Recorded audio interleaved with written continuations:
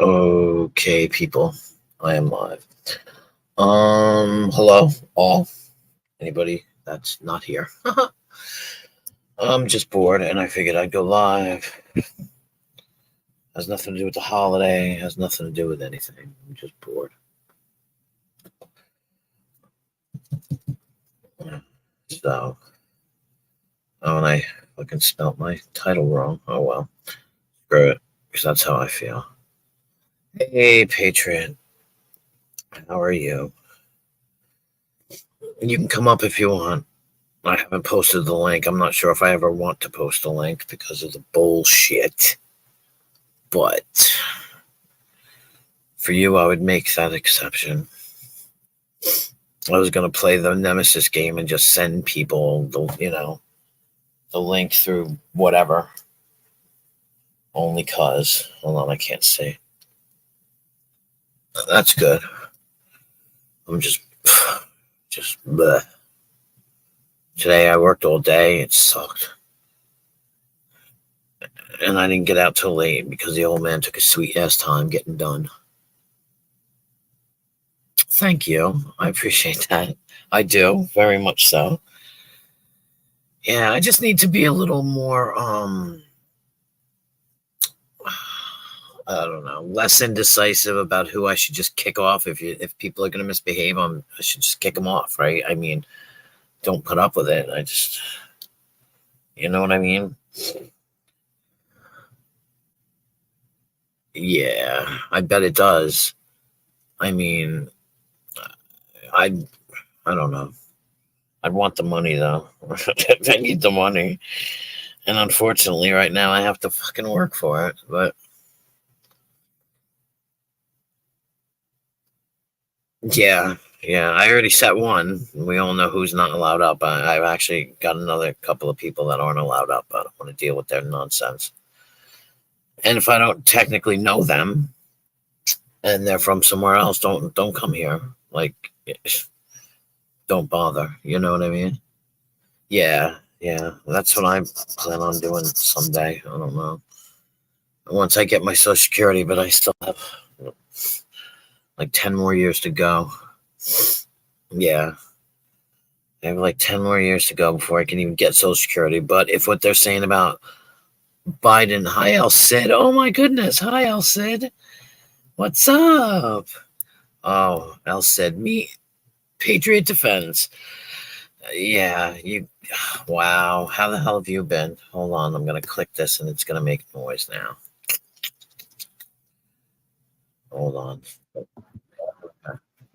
There we go.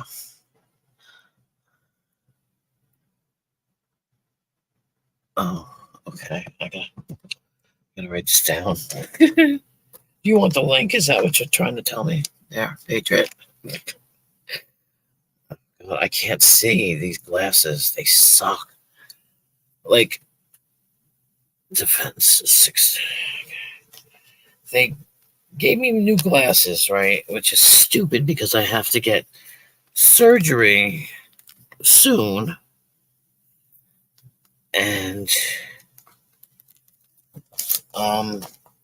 yeah, what was I saying? I have to get surgery soon. So okay. I appreciate that. I absolutely do. Vern would stop messaging me. What do you want, Vern? Hold on. Are you in the back? Hold on. Oh my god, now I'm on the wrong page. No. Okay. God, I'm a spaz tonight. Okay. Oh, the idiots next door with their fucking fireworks. I swear to God. Compose.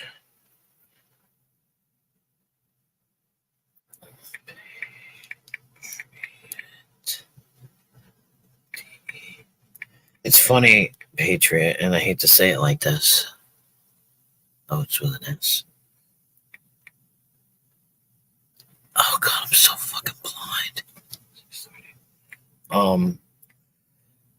I appreciate the trust, and you're about the maybe not the one person I trust, but I definitely trust you.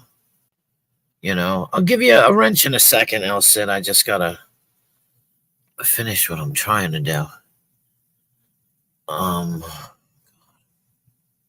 Okay. Oh, it's so slow. Hold on. Ah, Jesus Christ. So anyway, so I've got these glasses and I can't see with them anyway. It's so stupid. Do this. Do this. Oh, paste. That's not it, you dumb booger. Hold on. Oh, I'm so lost right now. So lost. I'm trying to do it with my phone. Somebody save me. I'm completely messed up. All right, hold on. Let me do this first. And then Patriot, I will get to you. Okay. I go in here. Go in here. Oh, my goodness gracious. Okay. I am just. Oh, no. Oh, God almighty. All right, hold on, Vern. I'm trying to do 3 things at once. All right. Hang on, Vern. Maybe you can. Okay. And I hit the button. Okay. Okay. Yeah. Okay. I'm trying to do something else too. It's so funny. I'm so spastic tonight. It's hilarious. Okay, go ahead, Vern. Entertain. What's up? What's up, everybody? There you go. Vern's my right hand. I have decent internet now. How can I? Oh, compose. There we go. Jesus, I can't see, and it's like I can't do anything because I can't fucking see. Let's see here. I'm trying to do 2 It's okay. I'm trying to email Patriot. I can't see my keyboard. Oh, good Lord. My life is funny. It's going to be a funny fucking night. I'll tell you that much. Okay. Is it .com? Yeah, .com. Jesus. Oh, okay. So I can see up my hotspot stuff before my. Okay. So. Yeah, last night I didn't have like. You had no email. I mean, okay. I sent it Patriot. What's the matter? What's that? I said, what's the matter? I said last night I was trying to send you text messages, but I didn't even have like enough to even do that either. Like it was saying it was not sending. Wow, like everything went down. Yeah, that's bad. That's not bad, but I mean, yeah. See how that sucks. If it works. I mean, I remember one time some dude wanted to do something, wanted to, I don't know, FaceTime with me or something like that. And I lied and I told him that a car hit the pole in front of my house and that I had no internet. It was really funny because he believed me. I mean, you know. Okay, I got it up on this one now. Okay. If my friend shows up, she's really cool. Well, you can just advise me. Hi, Patriot. Glad to have you. Good evening. Oh my goodness. I wish you could do. I wish you could do Benny. I kind of watched some of your live stream. I said hello in there, and I don't know. You had Abe up there, and then I think I fell asleep. Oh, I remember that night. I was in there listening. Yeah, actually, I saw you went live with Nemesis, and Nemesis was live, and he's like, "Oh, well, let me go over there. Let me end this and go over there." And so he ended his. Went over there, and that was that. Oh yeah, I remember that. I'm a lurker. I lurk in everybody's, and I keep picking up wrenches everywhere. You know, all I do is say, "Hey, what's up?" And then they give me a wrench, and I'm like, "Thanks." You know, like but I don't Yeah. partake in anything. I don't, you know, I don't agree nor disagree. Wrenches don't mean anything anymore. Yeah, I know. I never. Did he take his speaker back? Maybe a little brat. Yeah, I don't even abuse my wrench. The only time I ever use my wrench would be on Rebels and my own. Only because I know what I can do on Rebels, you know? Yeah, I don't do anything I'm asked to do it or whatever by someone. And like, I don't. If somebody's making fun of me or something like that, it's their channel. They can deal with it. You know what I mean? Like, I don't care. I don't block or nothing like that. If somebody like doxing or something like that, I mean, I do the proper moderation. I will hide that. I don't understand. What is it when you remove the user? That's a block. I'm not sure. Like on StreamYard, it's different than when you're doing it on the YouTube interface. So I'm not sure if it just if it blocks them or what. I haven't used StreamYards in a while now, so and they keep changing stuff on it. And then YouTube adding the administrator moderator level too. That's different. You know that they have more. They can take out moderators and stuff. So. You know, now that I think about it, I wonder what I made Patriot. What? No. Just talking about. Like you get two different levels of moderator. The one on the top is the more powerful one. And or managing moderator. Standard moderator is just a standard moderator. They click links, time people out that are not moderators.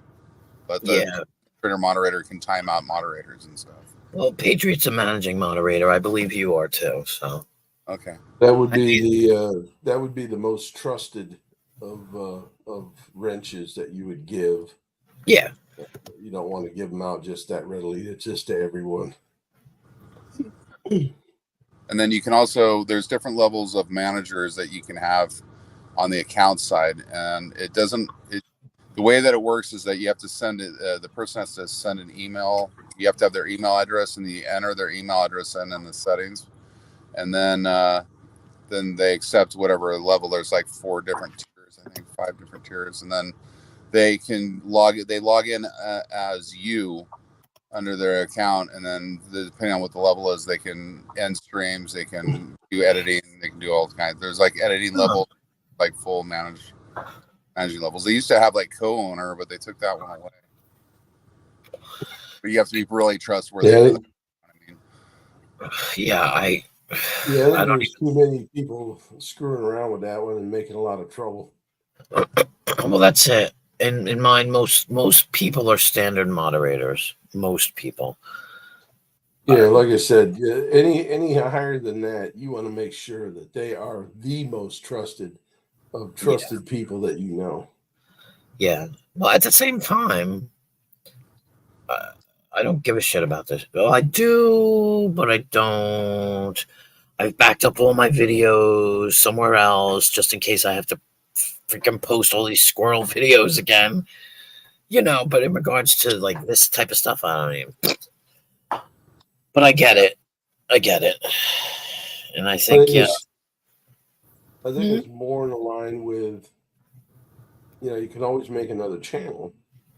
It's just that you don't want your reputation to go in the crapper because some idiot out there. Yeah. I went in, I think, the other day and pulled out some wrenches. I realized how to freaking do that. I don't know how the hell I did it, but I did it. I pulled out some people that I was not too happy with at the moment. Let's put it that way. And people that I didn't think deserved wrenches and people that I don't even know. Like there's people that used to come in. I used to give them wrenches. I don't know who they are. And I'd just say, hey, are they good people? And everybody would be like, yeah. So I'd give them to them. But,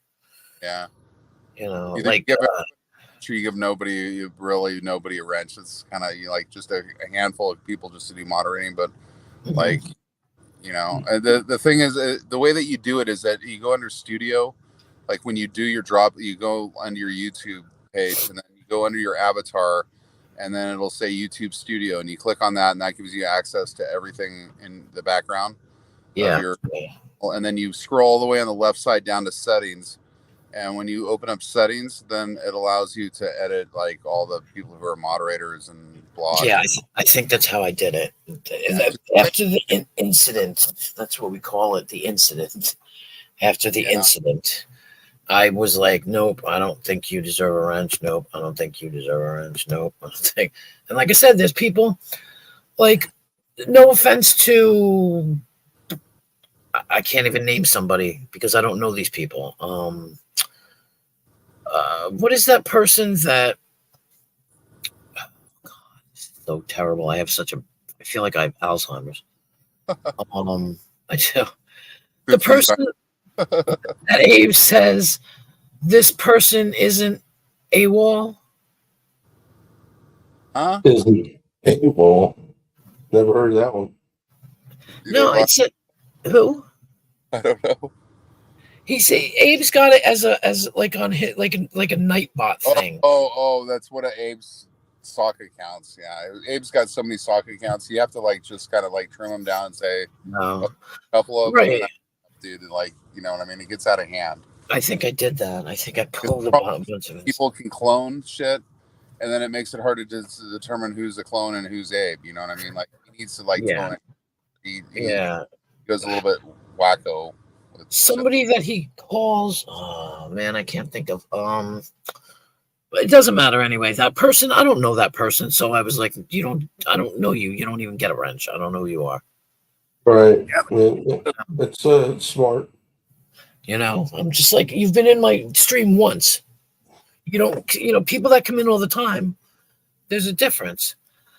For you, I kind of like how, Oh, Albert Mel. Exactly. There you are. There it is, Albert Mel. I thought I took his wrench.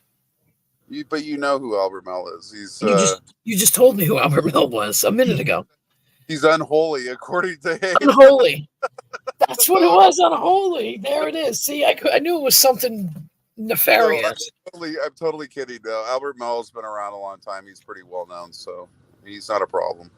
I thought you said he was somebody else. No, that's what Abe said. Abe was I thought you said it was Abe. That's where I'm so lost. I'm like, Albert Mel is a totally different person. He's not Abe. Oh, okay. Right, Albert, you're not it. Are you Abe? I thought people thought I was a sock for so long. It was so funny. And One Stop Fab Shop was the one who like proved to everybody that I wasn't a sock, because I believe it's him that knows about where I live.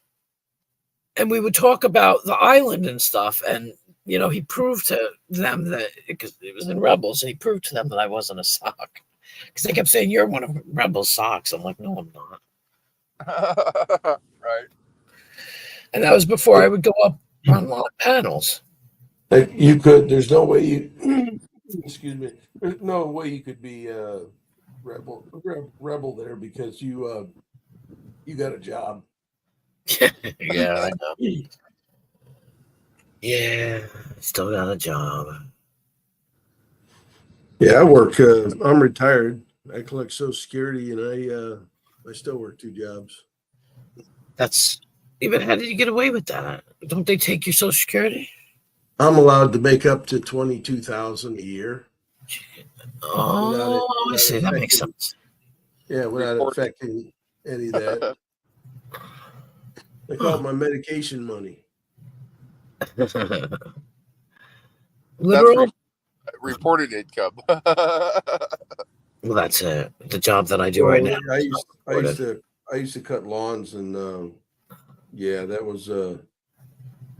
was one way to make some extra money. That's what I'm doing now. I'm on unemployment, and the job I had a lot on that. So you can't make squat on that. No, you don't. You don't. I get Not like I care what anybody wants to know what I make, but I get only like $259 a week. It's bullshit. I used to I work collect 20. unemployment here when I drove a school bus, because in the summertime you can file for unemployment, but they created a new system here that had so many holes in it that people were getting.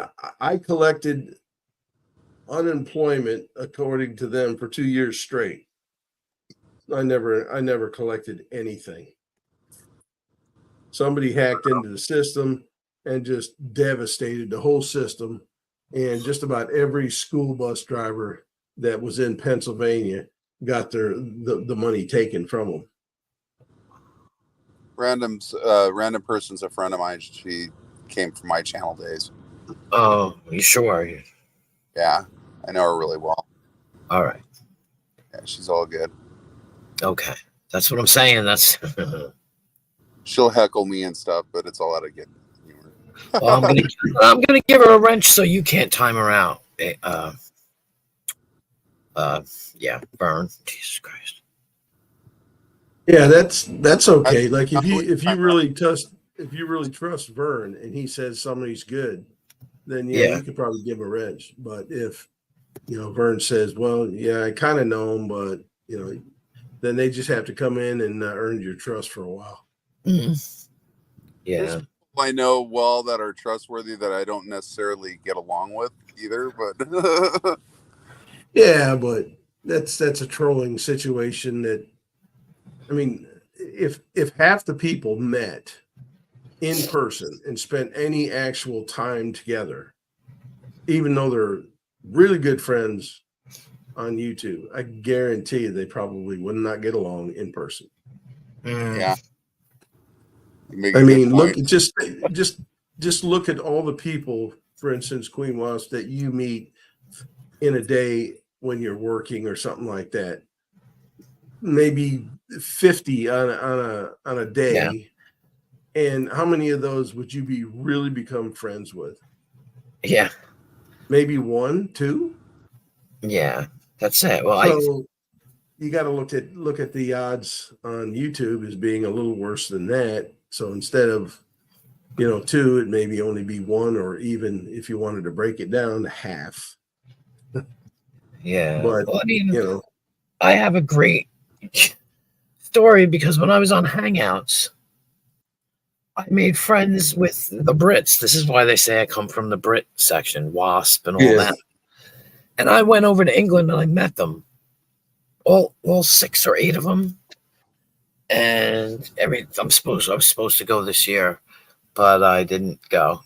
But I was trying to go every year, and they make time for me. We all hang out. It's but now nobody's talking to me, and that's in a way that's why I came over here to a point, because they kicked me out of the Hangouts, and then nobody started to talk to me. And I was like, well, fuck you then. I'll find somewhere else to go. And I'm Queen Wasp. That's what kills me. I'm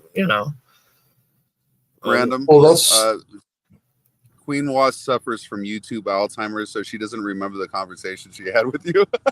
he's right. I'm sorry, and you're yeah. I mean, and I'm an open book. I will tell anybody my life friggin' story. I don't even remember who the hell was talking the other day that they were like, I was stabbed in the arm. I'm thinking, yeah, bitch, me too. Like, I've gotten stabbed in the arm. I don't know if I was talking to you about it before. My mother stabbed me in the arm. We were talking about tattoos. Something about a tattoo. That's what.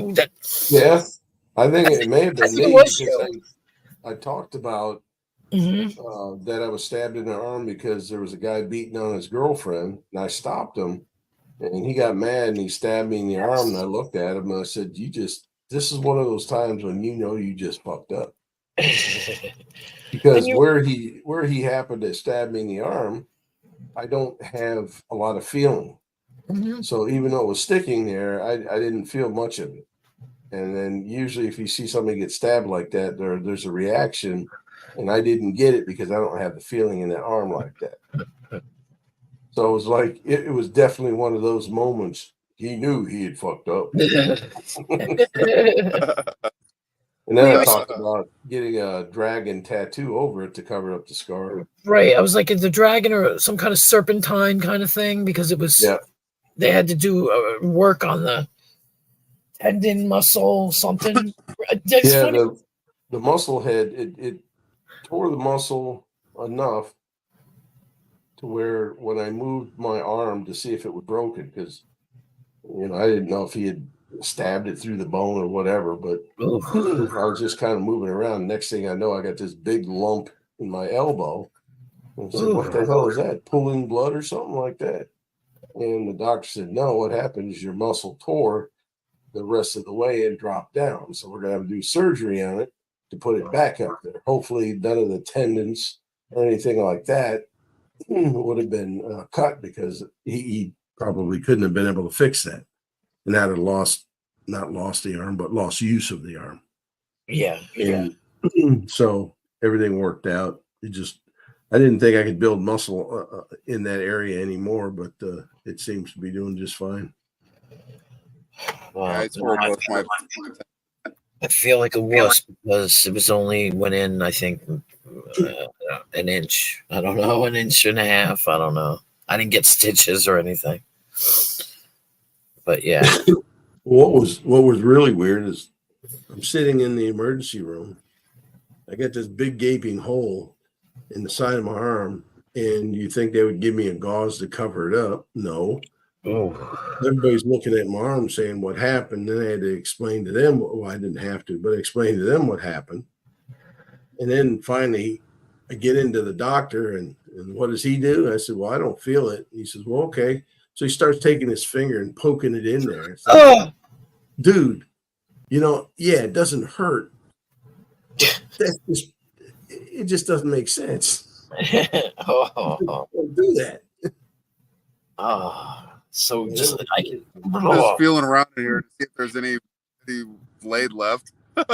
It makes me think of that Oh, video shit. by REM, "Losing My Religion," when the guy sticks the finger in the old man's cut that was from an arrow or something, and he's moving it around, and the guy's making grimacing faces. Oh God, I'm sorry. I think Vern was right, though. I think he was saying that if there was any other blade left, but I had somebody with me, and they had the knife, and it was in full tack, and I kept trying to tell them, said no, nothing came off. Yeah, but I seen. Yeah, but that's so X-ray machines. Yeah, I seen that guy probably about a month after that, and he was walking down one side of the street, and I was walking down the other side of the street, and I stopped and I looked, and he started walking faster.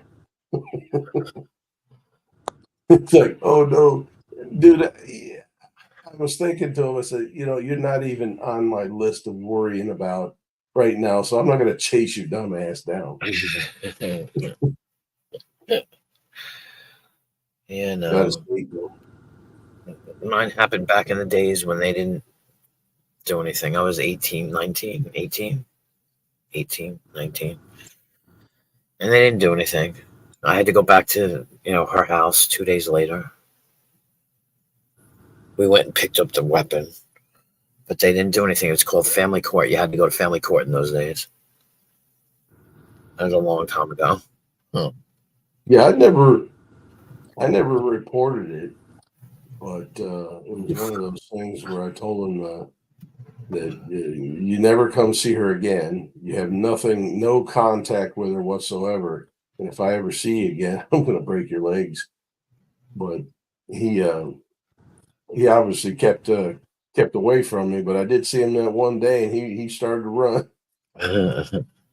The hospital didn't ask you, because when I went and they asked me what happened, and I said my mother stabbed me with a knife. Yeah, they called the cops immediately. They said they had to. Yeah, I told him it was a misunderstanding between people. I said there's no need for it. He apologized, and He apologized. Well, he hasn't yet, but he will. He's lucky he's still got teeth to apologize. Jeez. It's just one of those weird things. I don't know. I just felt like I could handle it myself instead of getting the cops involved and making somebody's life worse. Well, yeah. And that shows what kind of a, decent person you are. Like I said, I had no choice. They were just like, we have to make a report anytime something to do with a knife. We have to call the police. And I was like, yeah, whatever. It just they tried to get me to say where it was and all this other stuff. I said, I don't know what you're talking about. Fix my arm. It's like open. There's a gaping open wound there. Can you like cover it up and sew it up? He said, well, your muscle's been taken out, so we're going to have to go in. So it's going to require surgery. I said, oh, goody. I get some of that knockout drug.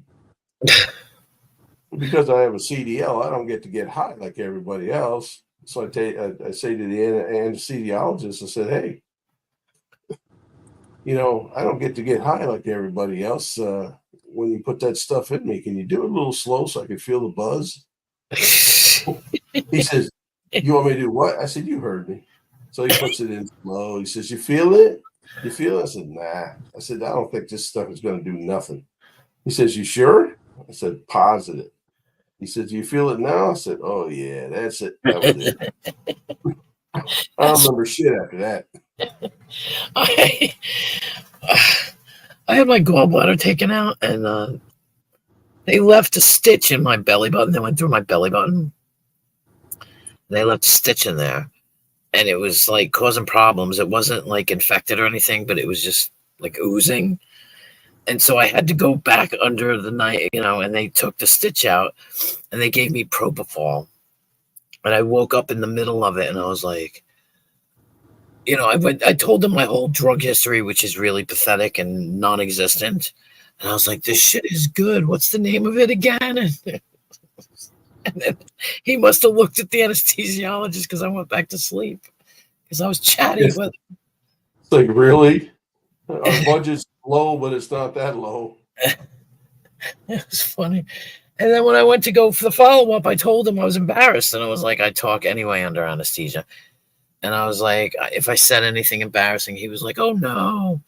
You just told me you've never done cocaine. You've never tried cocaine. You never will. And I'm like, oh, God.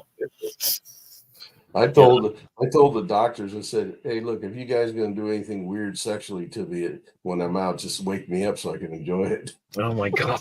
He looked at me like, what? He was just shaking his head like, oh, shit. I don't believe this guy just said that.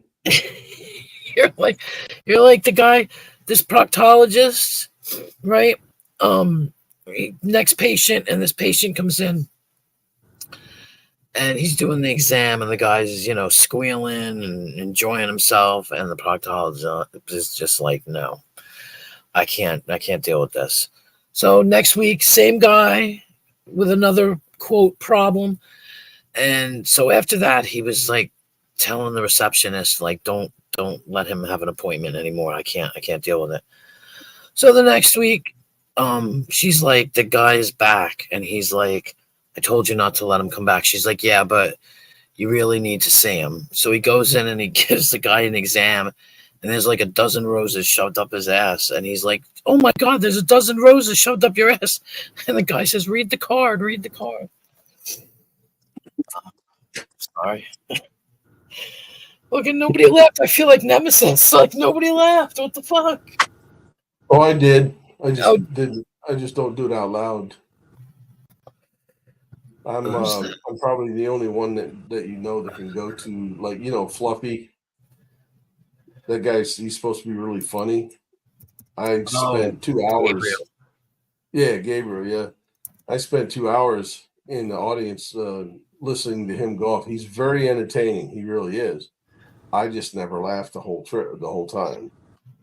I just don't laugh. Right.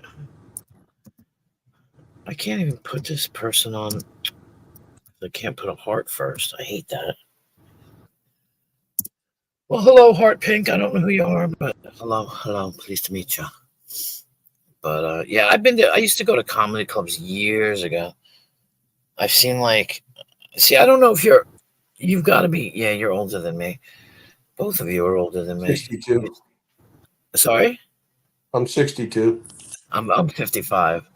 And I seen Bobby Collins live and I don't know if you know any of these people. Dom Herrera, Tommy Davidson, and he sucked. Gilbert Gottfried, I saw him live. Pink's here. It's annoying to me. Well, yeah, because he's got that voice. But he was really good. Like, he was really good on stand up. Like, oh my god, I just keep saying like another one in the like jar. And he turned around at one point and he's like looking at everybody, right? And we're all waiting for whatever. And he goes, "Well, what are you doing? Go home." What do you mean you're still here? Why are you still here? You know, he was funny. Tommy Davidson sucked. And he's like famous, but he's just icky. Really icky. I've been to a few of the locals that, like I said, they're very entertaining. It's just when I get there, I just don't laugh. And they've tried and they've tried and they've tried to get me to laugh. I mean, they say some foul shit that's funny. Yeah. I just don't laugh. It just doesn't strike me. He said, "Why do you come if you don't laugh?" I said, "Well, you're entertaining. You're very entertaining. I just don't laugh." Right. I mean, yeah. Nothing makes me laugh nowadays. But some damn squirrels. Squirrel. You got a lot of squirrels there. Yeah. I had two of them fight on my shoulder yesterday. Because one was sitting to the left of me, and the other one I stuck my arm out towards the fence and it jumped onto my arm and ran up on my shoulder. And the one that was to the left of me is a bully, I guess. And it was protecting the food. And it jumped on my shoulder where that fucking other one was. And I'm like, dudes, don't do that shit on me, please. And you know, I gotta empty my phone and make more videos. But they've got a USB that plugs into the bottom of your phone that allows you. You have to go to the website to get the app. But after you do that, you can download and back up your whole phone on this USB. oh wow, I should, yeah. I mean, I have a laptop that I'm not using, so I go in and I transferred everything into the laptop just in case the channel goes down. You know, I'm paranoid because I'm like, and I posted everything on Facebook. Facebook is loaded with these videos because I'm afraid I'm going to lose it all, which is so dumb because by the time I'm, I don't know, 70, I'm not going to have anything anyway. I'm going to lose it all anyway. Let me tell you this. They do have an item out there that you can purchase that if you got another laptop, what you can do is take the hard drive out of your laptop or your PC and put it in this little box, plug it into your other PC, and it's nothing but like a big USB type thing that all your stuff is on there. Now you won't be able to get anything from, like Windows or something like that, but all your files, all your pictures, all that stuff can still be retrieved because it's usually when a hard drive goes bad, it's usually in the where the operating system would be. So it's away from that part of the hard drive, and you can retrieve all that information, all those pictures and important papers and stuff like that. So don't ever throw them away. Right. I'm so computer illiterate. It's terrible. I really am. It's not. Nemesis is going to send me his hard drive and I'm going to get some of the stuff he wants. Oh yeah, that's right. He's got an issue. He's got a problem. But see, when I had a regular PC, I never liked laptops because I don't like the mouse thing. The mouse pad. When I had an old PC, I remember I got blue screened, and it finally just like crapped out. And I brought it to my friend's house, and he literally put it on his hard drive, pulled all my music, everything off of it. Yep. He's probably got the same device. Probably. And then I put it on some kind of weird, stupid Chromebook, early kind of Chromebook. I don't know. And the Chromebook just like fell apart. It was crappy. So I lost everything. But at the same time, it doesn't really matter because, I mean, I lost music really and pictures. Like a whole page of unsolicited pics. Let's put it that way. Why I was keeping them, I don't know. Yeah, all that stuff can be retrieved. Even whole folders of music can be retrieved, and basically all you're doing is taking the hard drive and you're putting it in this box that connects to your PC with a USB. And it transfers, yeah. What it does is, you know how on File Explorer, what they used to call File Explorer, where you can go and look up your folders or pictures on your other PC. Mm-hmm. Basically, it'll show up as another drive. So you might have, depending on how you got one drive, that's usually the C drive. And if you partition it into another one, that could be like the E drive or whatever you want to really name it. But it would go up there, and then you'd be able to click on it and see what's ever on that hard drive and then transfer it over to a folder on the other PC. So it's really easy. It's not that difficult. So it'd be like, I think I actually understand. What I do now when I take things just saying off my phone, I have a cord, and it comes up on the laptop, the file, what did you call it? Yep. File something. And, exactly. And then I just drag and drop and drag and drop and drag and drop. Exactly. That's exactly what it does. Thank you. The only difference is you have to actually put the hard drive into this box. It has the ribbon and all the connectivity. I was in IT a long time ago, but I've forgotten all the names of this stuff. Mm-hmm.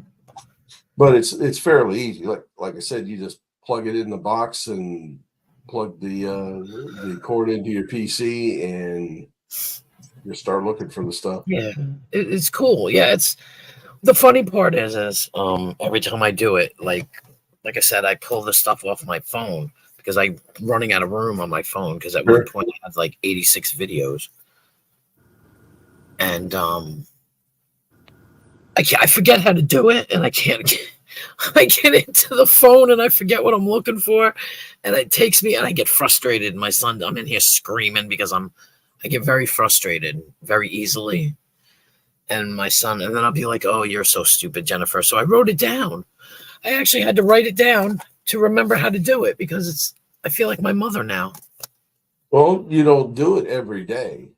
Yeah. If you were at work and you were doing something every day and you knew it, and then a year down the road you hadn't done it in a whole year, you're gonna like, how did I do this now?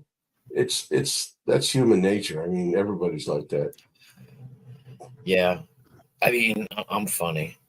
I'm just, like I said, sometimes I'm so. It took me forever to learn how to download something. I was always afraid to do it. It's just silly.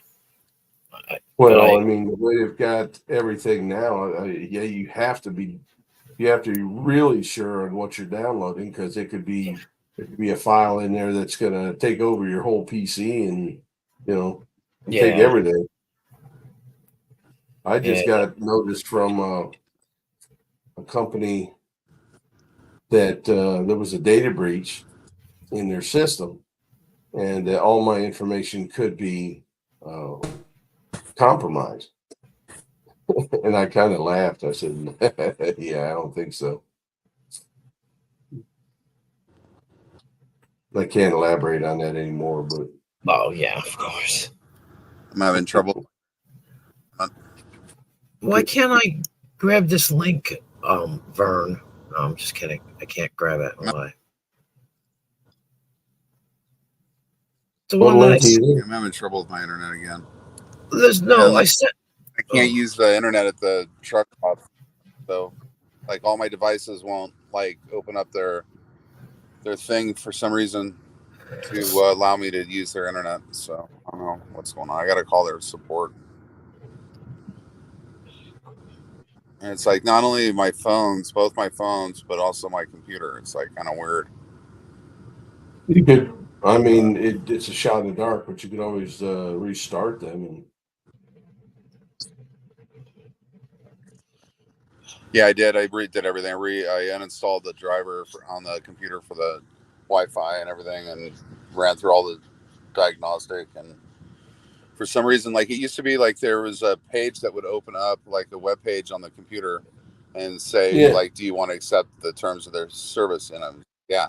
sure. Yeah. And so I reset the browser, everything, and it will not open that page up anymore. And I've never used it on my iPhone. Try to use it on the iPhone it's disabled too.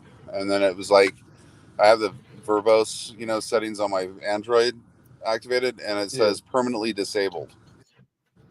So why is it permanently disabled? I don't know. That's weird.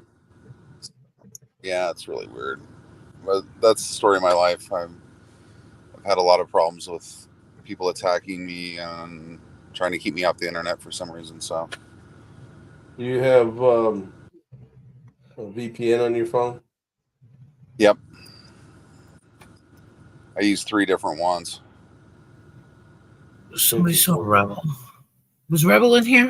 Yeah, Rebel was here. Rebel. He said, "Hey, Vern." Okay, Rebel. I sent you the link, Rebel. I'm not posting it up, so I sent it to you if you want to use it. But it just took me a fucking hour to figure it out. I can't watch the chat on my phone. It's too small and it messes my vision up. Yeah, I got that problem on my phone. I talked about getting an iPad to make it easier. I hate to get to the laptop. I was on it so many years. I don't even want to see a computer really. Yeah, if I did have to use a hotspot on here, and right now I've only got like 2 bars, so it's like you guys are all gibberish sounding at times. And then like if I try to like send messages, it says this message couldn't be sent. Like, and then if I use my other phone, I can unlimited on it. So yeah. What's up, y'all? Hey, Rebel. Hey, Queen Mom. I decided to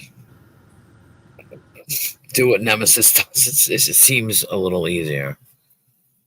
What do you mean? Oh, to send a link out to people? Yeah. It's one of those things where if you don't want to be bothered and you got people on there you know and you can trust, and they're not going to give you a rash of shit constantly. And I usually do this. I do it like this. I even put it on private, so it's not even out there for everybody to listen to if they don't want to. Yeah. Well, bless you.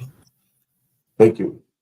Well, now you have technically my email. And I know has my email too. So, if you guys ever need to send me a link or anything, just let me know, because otherwise I have no freaking clue. I never check my email. It's horrific. Yeah, I don't either. I only check it when I order crap online, and I got to look and see if they sent it yet, And so I heard Nemesis got ugly last night. Did I miss it? Yeah, you missed it. Where did you get ugly at? Were you not here? Were you not here last night? Man, that's one of the greatest things about my schedule is I have to go to bed in order to get enough rest in case I get called to drive. That I can't stay up and listen to all the bullshit that comes out after midnight. Yeah. Well, It's like divine intervention. Right on. Yep. yeah. Well, Nemesis has an issue with somebody who made a video about him being a rapist, and yeah, that person came in and came up, and Nemesis just went off. See, some of that Yes. stuff that people put out there should have never been spoken. Should Mm. never been put out there. They should have never shared that type of stuff. Mhm. And he said it in a drunken, stupid, type thing. And you can't believe half the thing that somebody when they drink says because it's all garbled up in their head. So I think his whole thing is he was trying to prove to everybody he was a good guy by questioning whether or not he should have done it and all. It's like, you need to talk to your wife about that and not strangers on the internet. Well, that's it. Who do who, like you said, people you can trust, people who will understand, people who are on your same side, Right. I I understand mean, where it's coming from, so I get it. there's people out It was there that would say, completely- well, she's your wife. You couldn't have raped her. And then there's going to be people out there that says, well, yeah, rape is rape no matter what. So it's a volatile type of subject that you just don't want to put that out there for everybody to talk about. You talk Yeah. about it to your friends Well, and family. It was but totally taken out of context, in my opinion. Right. Number I one, do and number too. two, he didn't say he raped her. He said he took advantage of the situation of her being horny, and that's not the same as saying that he took advantage of her like that or whatever. He was taking Right, advantage of her coming on to him. Okay, and that is completely for bedtime clown to take that out the way he is. He's a clown. Okay, that's why he calls himself bedtime clown, because he's a fucking clown. Okay, that's just stupid. And they go around and say that he's raping people and all that. That's slander. Okay, because there's no Right. proof of what that is. And if that was me that he was doing that to, I would get a lawyer and I'd sue the motherfucker silent. Period. Yeah. What's your take on it, Rebel? I mean, I think Bedtime Clown is a piece of shit for that. Well, not I didn't mean that part, but about what the whole thing with him supposedly raping his wife when there might have been different circumstances there that wasn't actually talked about.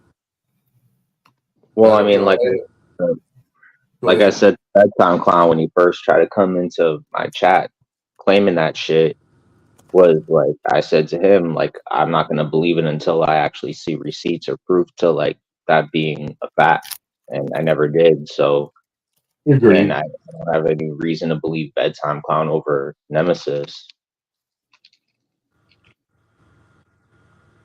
Nemesis, he's not a bad guy.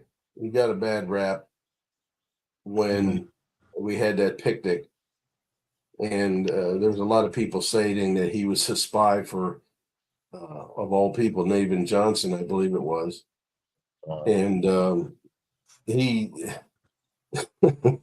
he just got by chance. I have a RF signal chaser that I use from time to time to check ladies' cars for bugs that their exes are trying to follow them and this type of thing without getting into the whole thing about it. And I brought it with me. I have it with me all the time. So I was there and I told the SNS Patrick that was there, said, watch this, I'm going to blow his mind. So I took the squelch on it and I turned it all the way up. So if there was an RF signal floating in the air, it was going to go off like a Christmas tree. So I turned it way up. I went over there just about a foot or two before I got to him. This thing starts going off like a like a siren. And I said, see, it's in his glasses. It's in his glasses. It's just so happened that he had some sunglasses that had the camera in it, but it wasn't working. And Yeah. so he threw them down and said, well, they're not even working. But I know that's true because I think it was him and Jim the trucker that was buying items from overseas and putting them out here for sale. You know, they're buying like 10, 15 at a time, trying to make a little extra money selling them. So he had a pair. But it was funny. He just like, you know, and everybody thought he was spying on everybody, and he didn't. He just was a circumstance. It's all. Yeah. That's funny. Rebel, you have a wrench, right? Yeah, I got a wrench there. Okay, so I'm just giving you permission that anybody who's talking to you and you don't want to see it, hear it, deal with it, you have my permission to do what you want with them. All 'Cause right.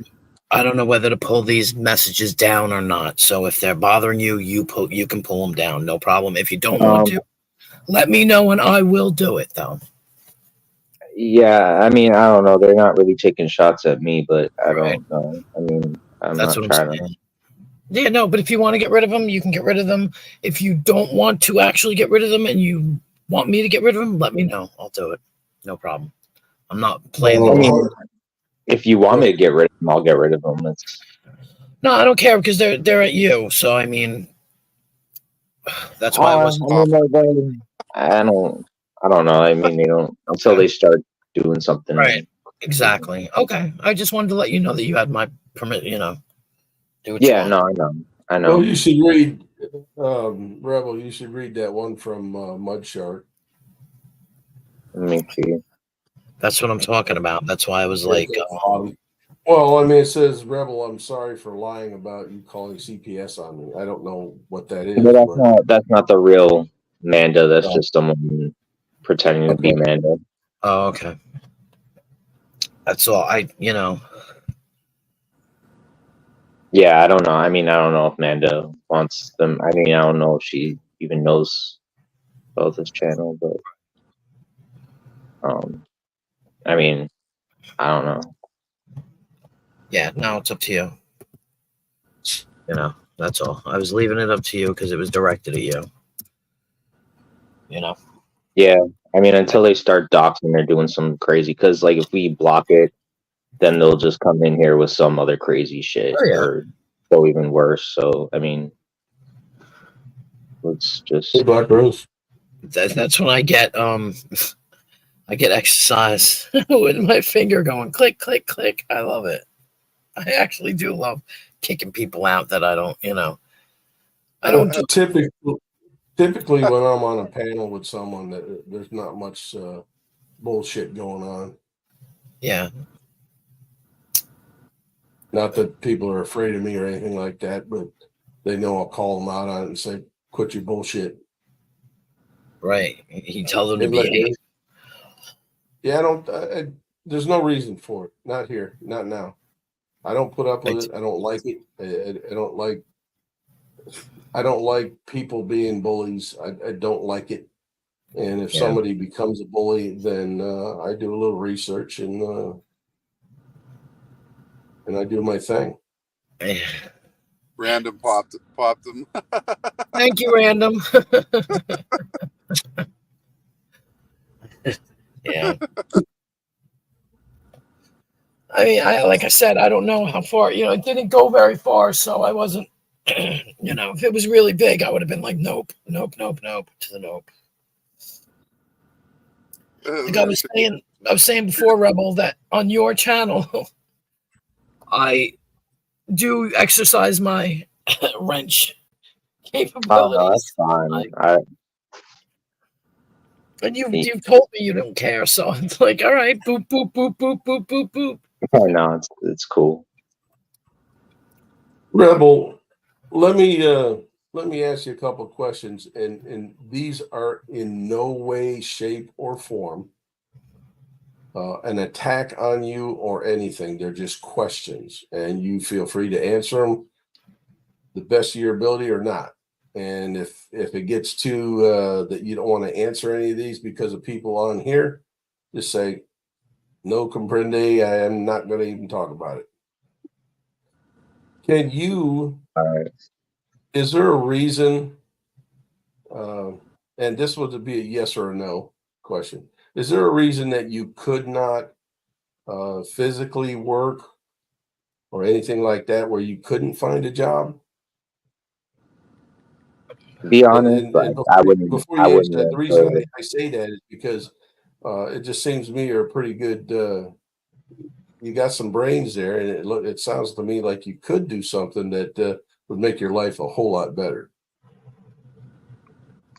I mean, to be honest, like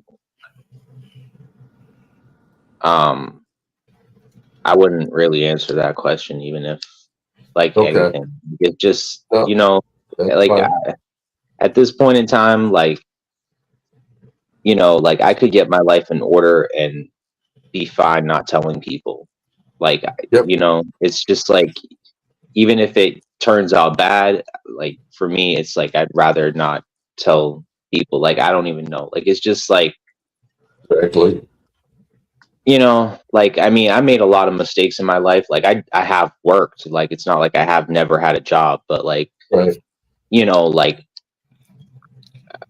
like I definitely am disappointed in myself, and like it's like I could have done a lot for sure, but at the same time, like I just explaining why and how it is the way it is just like it's not gonna do any good. Well, let me just give you a little piece of advice. If you can work and you want to work, do what you got to do to get that job, but do not tell anybody on this form that you come close to getting the job. If it's in the same city, don't even give anything to that effect. Don't give any ideas that if it's a driving job or a warehouse job, don't give them anything. Don't put anything on social media about it.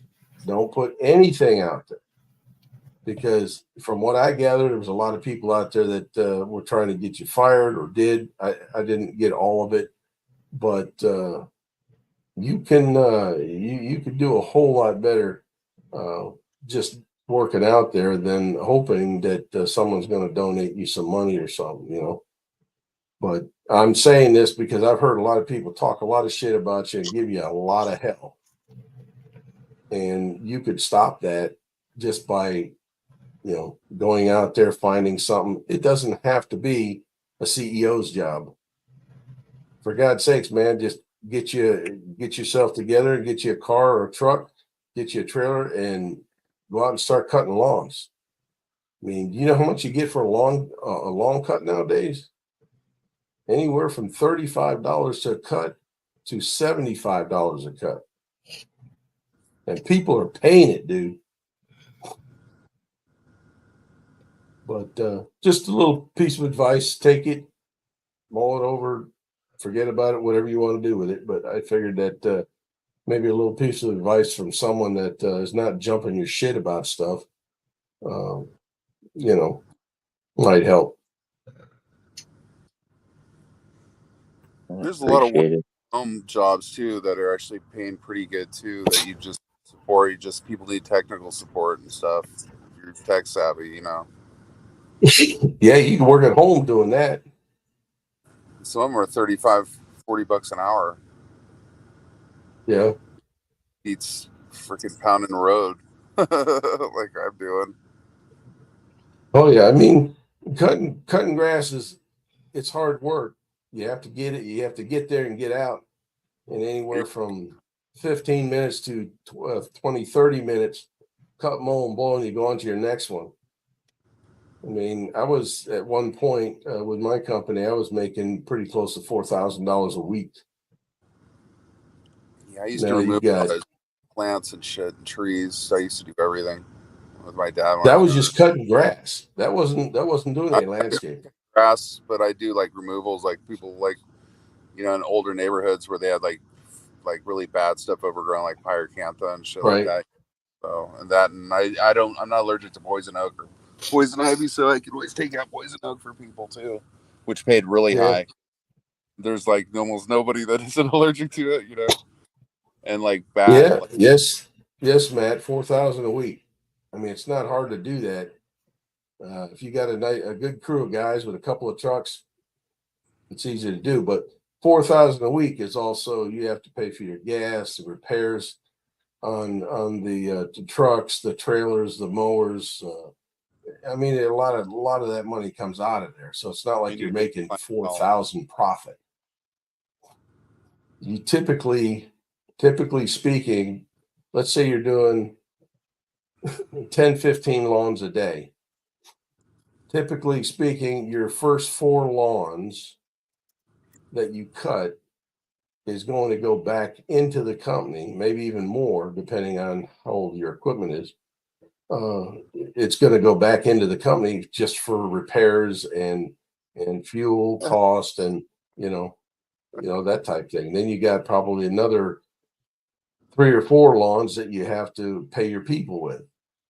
So you're only down. You're down about eight lawns. You have to do 8 lawns to just get anything, any kind of profit. So that's why it's so important to get as many lawns as you can in one day. And if it's raining, you go out there and cut it. Because if you got, say, I know a guy that had like 65 lawns in one neighborhood. He spent the whole week there. And if it rained, tough, you had to cut it anyway. But it's a hard work, but if you do it, you can get it done. Like Vern was saying, get you a tech job and and do that. That's a lot easier. You can make some good money at that.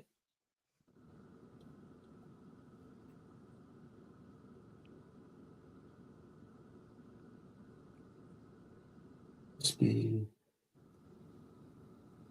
Where were you guys to advise my ex-husband? Bless you. Well, yeah, Vern, there's some out here. There's a lot of Mexican folks that are out here that works for one particular company. I can't remember but that's all he hires is some Spanish folks, and they work hard. There's no doubt about that, and they get the work done. They usually hire those guys for the big commercial because they work all day long. They're hardworking people.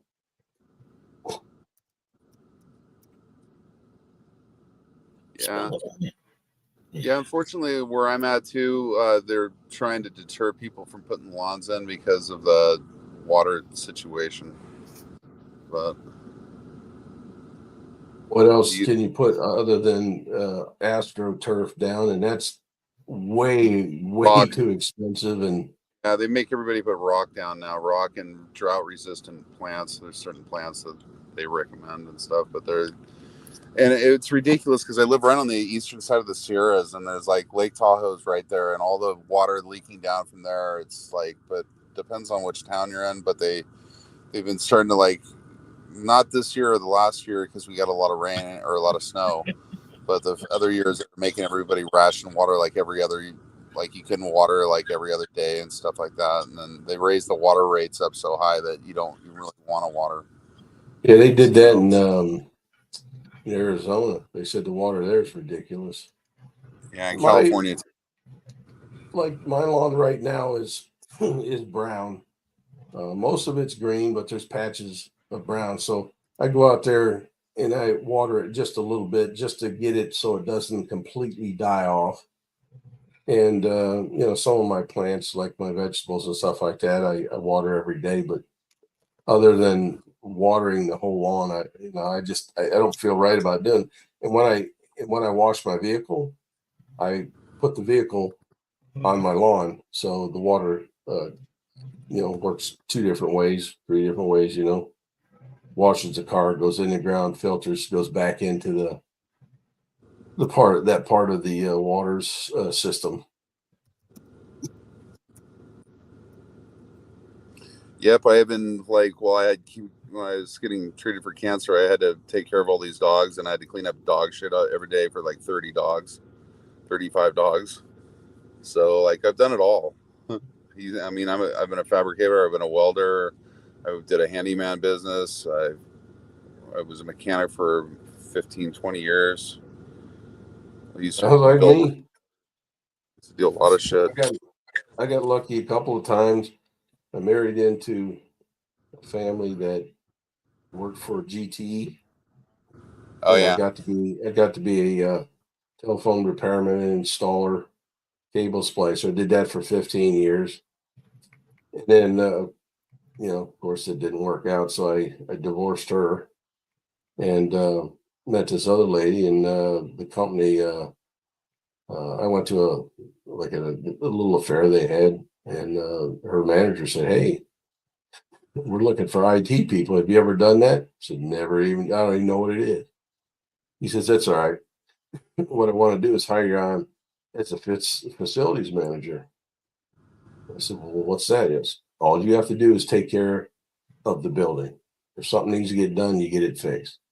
So I did that for like 5 years, and then while I was doing that in my free time, I was learning, IT, and got into operations. Did that, and then next thing I know, I was working for a company that had contracts with Oracle and Sun Microsystems. So I was sitting there fixing servers for the customers. I actually got a certificate in programming for Oracle. In my time, I'd never had to do that. Never had to get anything like that. Yeah, that, and I did A+ certification, and I did N+ certification. I used to do networks, used to wire houses, and Oh, thank you, Hammy. did all that stuff. That's one thing I won't do. I am not touching electric. I'll pay the big price for the big boys. I've even done electrical too. Well, the reason I didn't do that is I was out one morning Bad. and I was setting up a new house for a phone system, and this guy in the grass had dew on it, and a guy come along and did some electrical work on it, and next thing I heard a pow. He just got himself and just cooked his ass right there. Oh my God. I've been shocked bad a few times. I even got shocked by my welder one time. Went right through my glove. Fucking burned the fuck out of my thumb. But I survived. I can't feel my feet, but I remember many years ago, my mother told me about a friend of hers that was walking down the street, and there was a thunderstorm coming up, and she had been struck by lightning. It went through her head, down into her body, out her shoes, and melted her sneakers. yeah. I said, "Oh man." I've been close to being struck, but real close. Like I had a couple times I was fishing with my graphite fishing rod, and I was getting arcs off the fishing rod. I was in Utah both times. I was up in the Uintas at one time, and then like the light came in and the clouds came in, and I was above it on this. I was way above the tree line, and there was nothing, and all my hair was standing up on end, and I was like, I had to like toss my fishing rod aside because it was shocking the hell out of me and stuff. And I just got like in between these rocks, and the lightning was going around in circles around this there was like a lake where the Boy Scouts had a lake up there, like their whole camp was up there, and the lightning was going around. It was like a box canyon where the lake was, and I heard the siren going off. I'm like, what the fuck? And next thing I know, there's like all this lightning. It was their lightning siren to tell all the kids to get off the lake and go get shelter. And man, it was like, I thought I was done. I thought it was cooked. It's probably close. I've been on a pole before, and there was a microburst came out. It was just a strong thunderstorm just popped up and had struck the pole. I think it was like there was one pole between us. It was the second pole down, and I just let go of the cable that was up there that held the telephone wire up there, and it was going down my ladder. and it seemed like I just let go and it popped, but I think I was more or less down the ladder about halfway. And it's a fiberglass, so it doesn't really conduct it. But we were trained to you grab a hold of the outsides of the ladder and put your feet out on the outside of the ladder and slow your descent as much as you can, but you go down fast. Yeah. And I just, after I did that, I could taste copper. It was weird. Yeah, that metallic taste. Yeah. Oh yeah. You can come close to it. I mean, it's if you ever been well, I don't say electrocuted. You've been shocked, and we'll say it that way because it's not even close to what it is. You'll taste it. Yeah. Even when I Oils. was splicing telephone, and if 52 volts came through, and you got shocked, you taste it. Yeah. Yeah, I've been shocked many times with coils in vehicles. Grab a spark plug wire and it's got a leak. A lot of people Off my don't know this, but yeah, Yeah, I a used lot to of people test. don't know this, but when you unplug your laptop, what's that? I said I used to test 9 volts as a kid, on my tongue. Yeah, it's still good. Oh yeah, yeah. Oh A my lot God. of people don't know this, but when you unplug your laptop, well, I guess you call it kind of a transformer or something like that. But anyway, it still holds juice, and if you were to touch that Oh yeah. to your skin in the wrong way, it's going to give you a jolt. I'll remember that so I can shock somebody. No, The just capacitors in the transformer hold power still, and they until they're discharged. Yeah, you can see a spark if you were to ground the two together.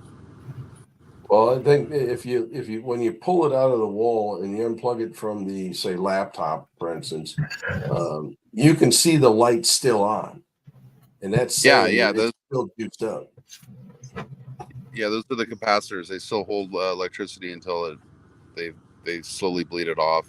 But yeah, capacitors can be real dangerous. It depends on the capacitors. There's ones that I pulled out of devices that I used to play around with and stuff that would produce thousands of volts, and there's some of them where you'd have to be careful because they could actually kill you, and when you charge them up and stuff. Like out of old TVs and stuff like that, I used to collect all that stuff and play with. I was like electronics sort of nerdy junkie. I used to play with, make all kinds of devices and stuff. I used to love making arcing stuff and like Here's another thing. Stuff. Here's another thing a lot of people don't realize, that even though that your TV is off and it's just sitting there, it still draws juice. So if you want to bring your electric bill down, unplug everything that you don't typically use that often and leave it unplugged until you need it plugged in, because it does draw some juice. I know a guy dropped his bill. I think he said he was averaging around $50 a month just by unplugging all the TVs, the radios and stuff that he wasn't using, anything else that you just don't typically use all the time. Yeah. Anything you dropped the bill. Anything that uses an adapter, even your computer and all that, that's still on. Anything. Yep. Because they have an inverter in them to invert the AC into DC to run all those systems and everything, and so that is still plugged in, and so. So if you have a ridiculous electric bill, try that and see if it doesn't help. That and getting rid of all your old incandescents and getting LEDs. Oh, yeah. I've already made that.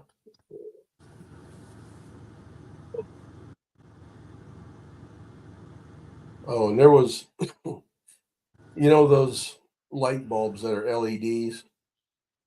and they say it'll take thousands of hours to go out, but it actually goes out.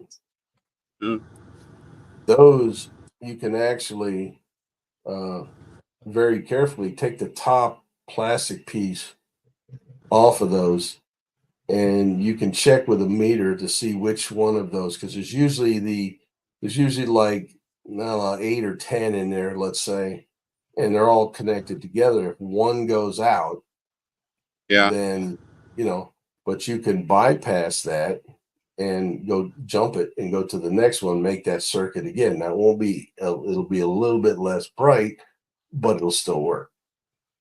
Yeah, I just use a little piece of wire and then just go around each one until you find which one, because then they'll light up. Yep. And then take a piece of solder and just solder it across it. Exactly. Because they're some of those are like $30. Yeah, they've come down a lot in price now, but there was a time they were ridiculous. And LEDs have been around since the 60s. It's like nothing new. They just totally, I'm surprised it took them this long to employ them into making them light sources and stuff, Yeah. And they actually work in reverse too, believe it or not. They actually produce electricity when they're put in sunlight. People don't know that either. That I had no idea. They actually work as solar panels. Yeah. Yeah, they wanted to put my house on solar because I face in both directions. I get full sun all the time, and they wanted to put like, I don't know, 20 panels on mine. But they said, oh, with the government, the money they give you and this and that, how does $29,000 sound? I said, how about getting out of my house? Yeah, in Nevada, what's that? In Nevada, they do it for free. The state actually pays for it. They have a program, and they put enough panels up there and everything, supposedly, that you actually make money off of it, selling it back to the power company. If they want to put that up there and maintain it, they can have the extra electric. Yeah, they figure that they were talking, the ones that were coming around when I had a house, they were saying 10 years, about 10 years they last, and then they have to come and replace them. See, Tesla has a roof that have the smaller panels, and it looks just like a regular roof, like the tile roofs. Yeah. And I was kind of waiting for them to see what they did with it, and wait for the cost to come down and let them get a little bit more into it before I did anything like that. Because at this point in my life, spending anywhere from $30,000 to $50,000 to put these on my house, I don't think so. Yeah, because when is it going to actually pay back? Because even if your bill was $500 a month, like how many years does it take before $50,000 is like recouped? It's not cost effective. Well, for one of my buddies, he had to have a roof. He was leaking, and he got this guy talked him into solar panels. So what they did is they actually put a new roof on his house and sold him the solar panels. Now he doesn't have an electric bill now, which was about $300 to $500 a month, because he's got a lot of electronic equipment and this and that. So now he doesn't have an electric bill, but he still has to pay that company like $350 a month in order to pay for all that they did. Oh shit! So it's like, dude, you're robbing Peter to pay Paul. What difference does it make? What the fuck? Well, I mean, he got like $150 or less, but it's like, why would you do that? Then once it's ready to pay for itself, they're like, we have to come and replace them now. So you're back in debt. Exactly. So now you it's a continuous bleed. So if they came in for 50 grand and put solar panels on there, how long do they last? Even if they were to last 20 years, okay, you're still not going to make your money back on it. It's fucking asinine. Because he had to pay 30 years on this. Yeah, that's what I'm saying. It's asinine. The whole idea of solar panels and all that is just not. And not to mention they're made with like really toxic materials and stuff. So when you have to throw them away, they have to go to a Superfund site or special, disposal. So that's going to be way more expensive too. So how does that work? So it's a scam. The whole EV thing is a scam because now they're talking about these trucks, these EV trucks. They're going to force everyone to use. Well, get this, okay? My tractor weighs 26,500 pounds, somewhere around there. Okay, so the EV tractors weigh 36 to 38,000 pounds.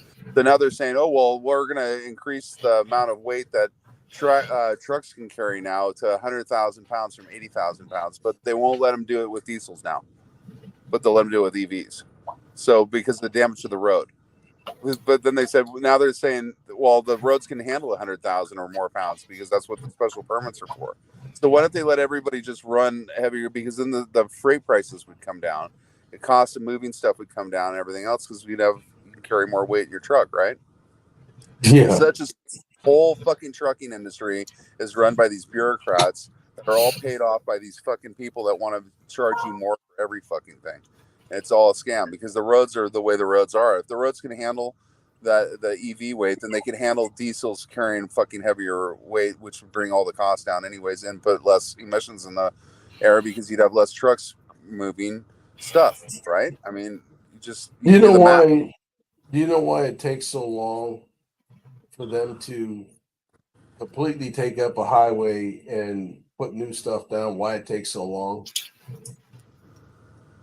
Because asphalt can only be put down about 5.5 to 6 inches at time, and then it has to stay for like a month or two in order to set and dry and be solid enough where they can put another 6 inches on it. And then they just keep doing that until they get it up to the height that they want or they need. So it's not something that can be done like overnight. And well, they just of did course, in my town. They just laid. They went all the way down to the bottom of the core, and they just did one side of the highway at 395, and they did it in 2 weeks. But they didn't go down like they went all the way down. They took it down like 8 inches to the ground, to the gravel bed, like to the dirt. Well, they might be able to get that, but here, the state only allows them to put 6 inches down at a time, and then once it cures, then they can do another. And then they even come out, and you'll see them do this when they pave a road. The state will come out and drill a hole in it, and they'll take that back to their lab, and if it doesn't weigh exactly what they say it should, because they know exactly on one of those plugs that they pull out how many stones were in the mixture. They have to have so many stones in that mixture of asphalt in order for that to be highway worthy. They do here now, like they have this thing where they lay this like gravel and tar down together, and then they roll it over, and then they drop a bunch of rock all over it, which I just got a fucking crack in my windshield from that shit. It's like this cheap way that they're repaving the roads now all around out here. Yeah, it's to help keep the roads stronger and last longer. It's a cheap way to do it. Yes. Yeah, it's fucked. It's terrible. They wanted to do that in our neighborhood, and my neighborhood has anywhere from $500,000 to $750,000 houses, and everybody around here is driving expensive vehicles. There's a lot of doctors, lawyers, there's a lot of FBI agents, people like that, and they're just saying, "Oh, hell no." Yeah, I had a truck or a car going by the other way the other day and flipped the rock up and freaking cracked my windshield. They'll pay for it once, but after that, they won't pay for it. Yeah, Well, here anyway. Well, I got to report it to the company though, because now it's like it's got a little split in it, so they can maybe repair it, but it pisses me off, man. It's like, and then I was like going underneath an overpass in Idaho like 2 days ago, and something came down off the overpass. They were doing work on it. Yeah. Construction workers kicked a rock off or whatever. Of course, right when I'm going underneath of it, fucking hits my windshield. I don't remember what state it was, but there were some kids throwing frozen turkeys off the highway like that, and I think they actually killed somebody one time because you on 60 miles an hour, and all of a sudden they drop a turkey and it hits you. It's gonna No. kill you. She lived, but she has brain damage. It like caved her head in and shit. Yeah, it's like stupid. Why would you do something so stupid like that? Yeah, she got brain damage. Because they're stupid. I usually tell the kids that if you have to ask yourself, should I do this? That's that one last brain cell telling you not to do it. Mm-hmm. Well, you think I got one last brain cell because you were stupid to even think about it in the first place. Exactly. And just ask yourself, should I do this? If you're asking yourself that question, you shouldn't be doing it. Right? That's what they always say. When you have to think, then you're already in the wrong when you're driving a truck. You think you're going to make that turn? That you're not going to make it because it takes that much long to, you know what I mean? Either you know or you don't. Yep. And driving a truck, like I drove a school bus, you can't go into any turn fast in any way, shape, or form because you have a small window where that pivot point comes that you can make that turn safely. But if you overshoot it, it throws all the physics off, and now you're over on the other side of the lane trying to cover your mistake because you went into it too fast. And that's what I tell a lot of people: don't honk at these guys in the trucks because they're going slow around a corner. They have to do that in order to make any adjustments that they need to make for whatever road conditions that's out there.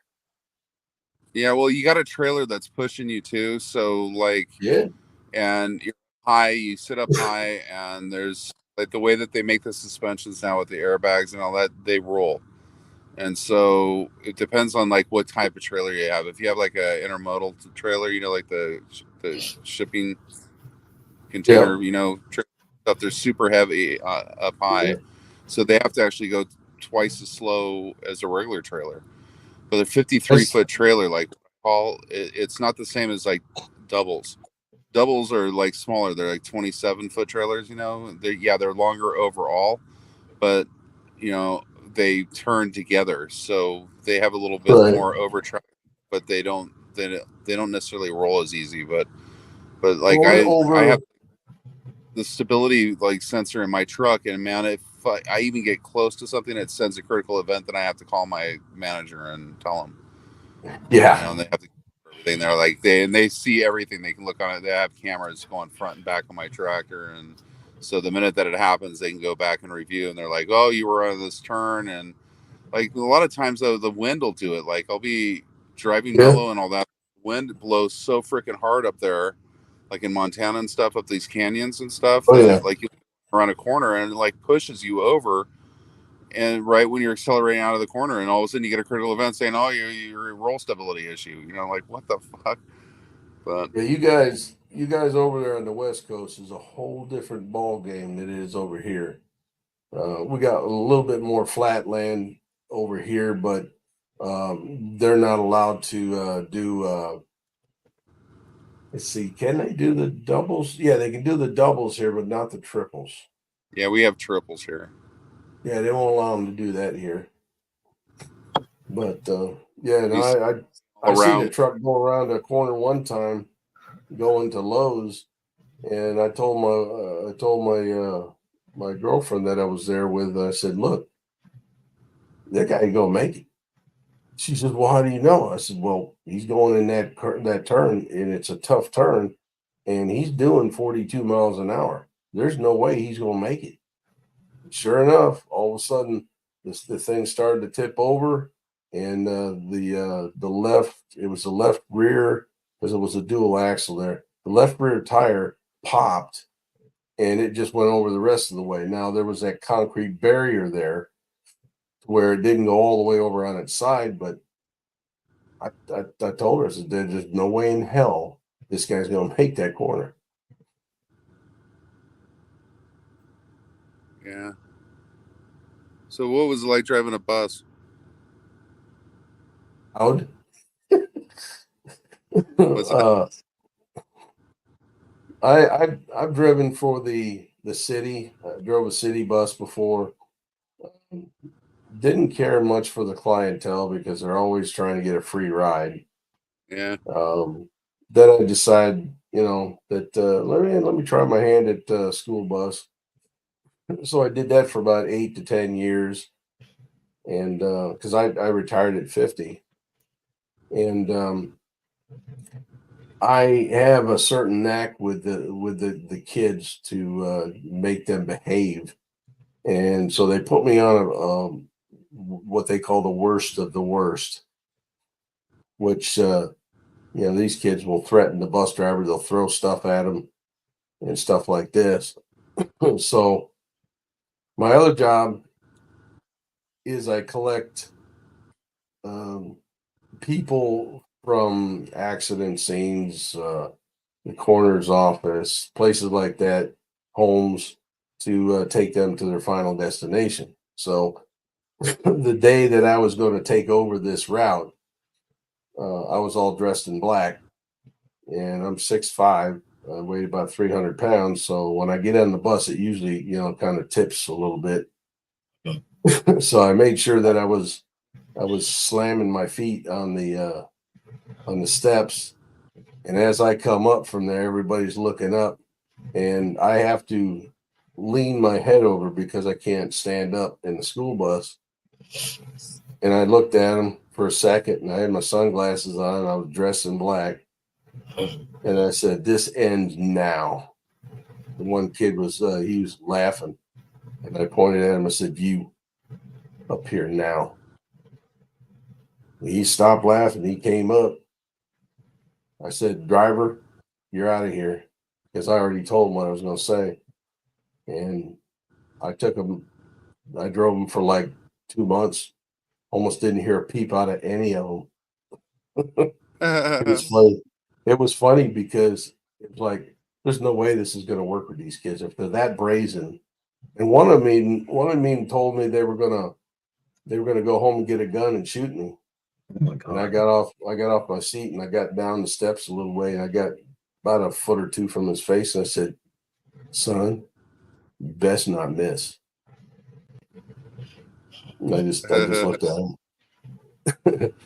So I've got the reputation with the kids in the school that, hey, if he's your bus driver, don't fuck around. Were these the kids that lived in the projects or something? Yeah, they live in a little town that's by the river, that they're the ones that get maybe $500 a month rents, and usually single mothers or single fathers, and they have to work, so they can't pay as much attention to the kids as they need to. So, but Yeah, there when was I this got my one. Go ahead. when I got my CDL, there was a guy there who was doing he had to do some tests or something for his bus. He was a school bus driver up in Reno. And we got to talking. He goes, "Yeah." He goes, "I have the rough kids. I have the rough route." And I'm like, "What do you mean?" And he goes, "Well, last week, one of the kids brought a 4 pound rock on the bus and crushed the skull of another kid. Oh my God. Had to stop, had to have the police. They arrested him. And I'm like, "How old are the kids?" And he's like, Yep. 9 years old. Mhm. Break their schools open and shit. Like, what the fuck? I'm Like, nope, I don't want to be a school bus driver. Well, usually you get to pick a route, and they'll know if you're I don't want to say capable, or more like you want to even mess with them. Most of the kids are pretty good, but if you want to drive a school bus, if you cannot get the kids in line or have them respect you within the first 2 weeks of school, you're never going to get them. Yeah. So first 2 weeks, you're a hard ass, but you're not an asshat about it.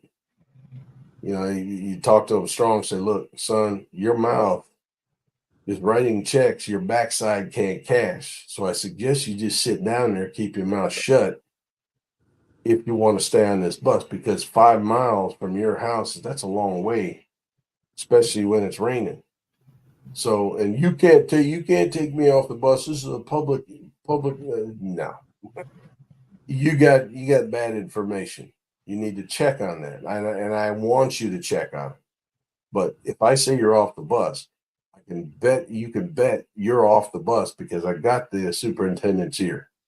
He knows all about you guys. He knows everything that I'm going to do, and I promise you, keep it up, and you won't be on the bus. Talk to your parents about it. Tell them to come talk to me if they want to talk to me. I ain't afraid of them. Bring them. I'm gonna tell them the same thing I told you. You don't We used to straighten get out up. the line when I was a Yep. kid. They would put one of the vice principals on the bus with us for a week or two, and then we gave it, like, we're mainly female bus drivers, so if you gave them any kind of like trouble, they'd put one of the male vice principals on on there, and that would be that. Problem with these kids, though, they did that, and the principal doesn't have time for this. And he rode, and they would just be like normal kids. As soon as he left, they'd be hell to pay. I told the kid that threw the rock. I told him, let me tell you something. You may have to pay for that windshield, but I'm going to go one step farther. I'm going to file charges on you. You can't do that. I'm a minor. Son, again, you need to go looking for more information, because I promise you, I'm going to do everything I can to make sure you're in handcuffs. Of course, you know, I probably wouldn't, but he doesn't know that. You know, it's all about, to them, it's all about, I don't want to say bullshitting them, but it's all about, yeah, exactly. So if they think you're capable of doing it, they're not going to take the chance. But I'm fair. When I'm on the bus, I said, look, somebody threw this piece of paper. I pretty much know who it is, but I'm going to give you a shot at this. You tell me that you did it, you admit to what you just did, and we'll take care of this on the bus. But I promise you, if I have to take it to the principal and waste my time writing all this up, I'm going to make sure you get in a whole lot more trouble. I'm talking like 2 weeks school suspension, or in school suspension with time after school. It's going to take a lot of time out of your free time. So they usually say, I did it. Okay, you're up to the front for 2 weeks, and then if you can behave, you can go back. And I earned a lot of respect doing that, because I was giving them a shot, but I told them, I said, there's no second chance here. It doesn't happen. Kids will be kids, though, right? Well, that's the point. They're going to do stupid stuff. They're going to get in peer pressure, and you want them to know that, look, you messed up here, and it could go a whole lot further, south. But I'm going to give you a shot to straighten it out. And that's when a lot of times I told them, I said, if you have to ask yourself if you should do this, you shouldn't do it. So what made you retire? Just age, or? No, I just did because I could. You got sick of it? I got tired of working, and I just figured, you know, and then 1 month into my retirement, I'm saying, what the hell was I thinking? I'm bored. So my dad had a heart attack. Yeah, it's like I'm bored. So I started, spending money on toys and stuff like this, and said I'll be broke by the time I actually get a Social Security check. So I started working, filling up my time, and taking trips and stuff like that. So I've been doing pretty good.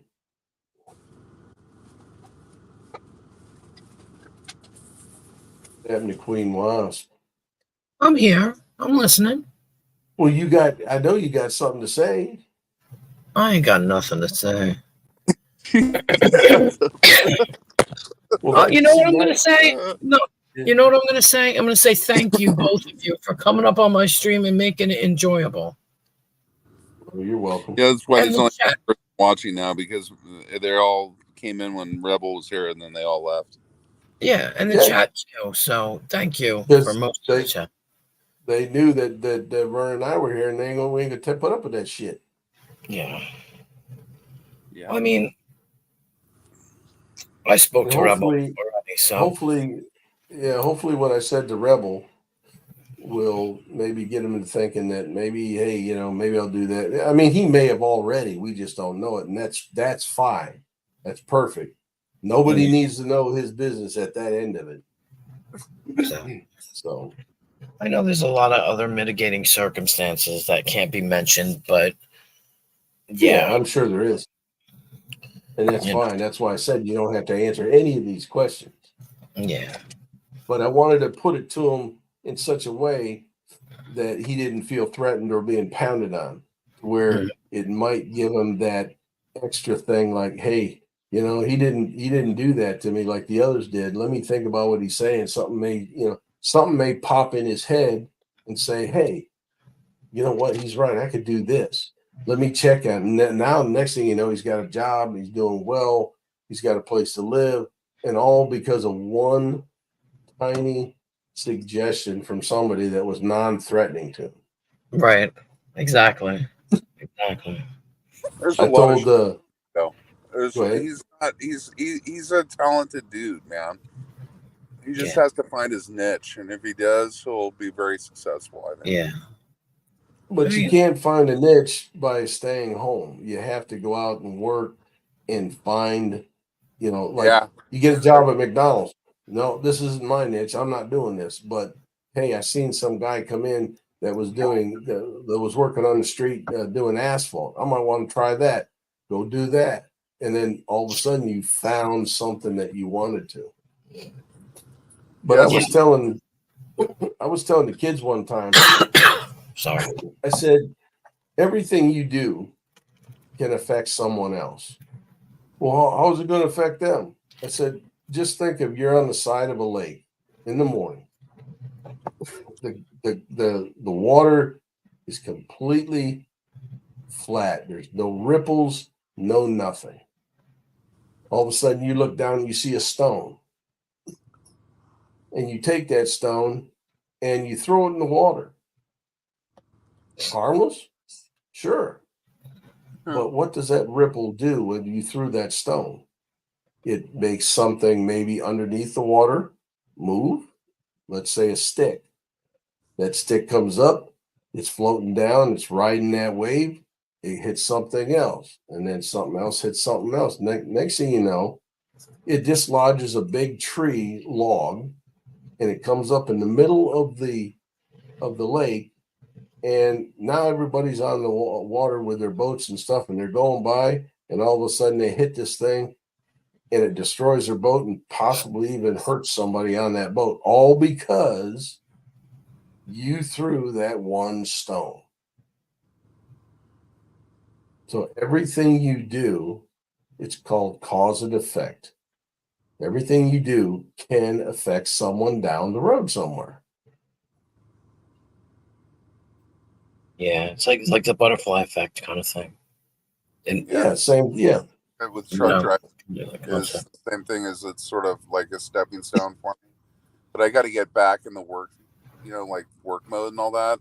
And it's very high like discipline, stress type of job. You know, driving a truck is not like what people think. It's not like you're just driving down the road. Yeah, for the most part, you know, but there's like today, for instance, I have a governor on my truck. I can only go 65 miles an hour, like 66 because of the tire size, but according to my GPS, but like there's a truck behind me that can go as fast as he wants or whatever. And so he's riding my ass. And then there's another car behind him. And an idiot from California in a van decides to pass us all on, I'm on a highway US 93, like north of, like between, I was in Nevada. So, anyway, he was probably about 20 feet from hitting another car head on and made that other go almost off the road and stuff, like almost clip my front end. But like by the time I seen him, there was nothing I could do. You know what I mean? Like this truck does not stop. You know, even though that I'm empty right now, it's still almost 40,000 pounds, 36,000 pounds, right? 33,000 pounds, something like that with the trailer and all that. So yeah, I mean, like these idiots don't even think about anything like that. You know what I mean? You almost have a better shot of stopping a little faster if you had some weight in it too. Yeah, exactly. That's another thing they tell you, because the truck is designed for weight. It's not designed to be empty, you know. Especially when you're a bobtail, you don't have any trailer at all, man. Those back tires, man, it's amazing how like iffy it is when you're trying to stop. You know, it's a totally different experience. But yeah, but there's nothing that's going to happen. I mean, we're talking a half a second. It takes that much time for me to go, oh, I need to step on the brake. You know what I mean? But it's like, it's too late. You're dead. Like, they don't understand that if they clip the front of the truck and I hit them, they are dead. There's no way to stop. They're dead.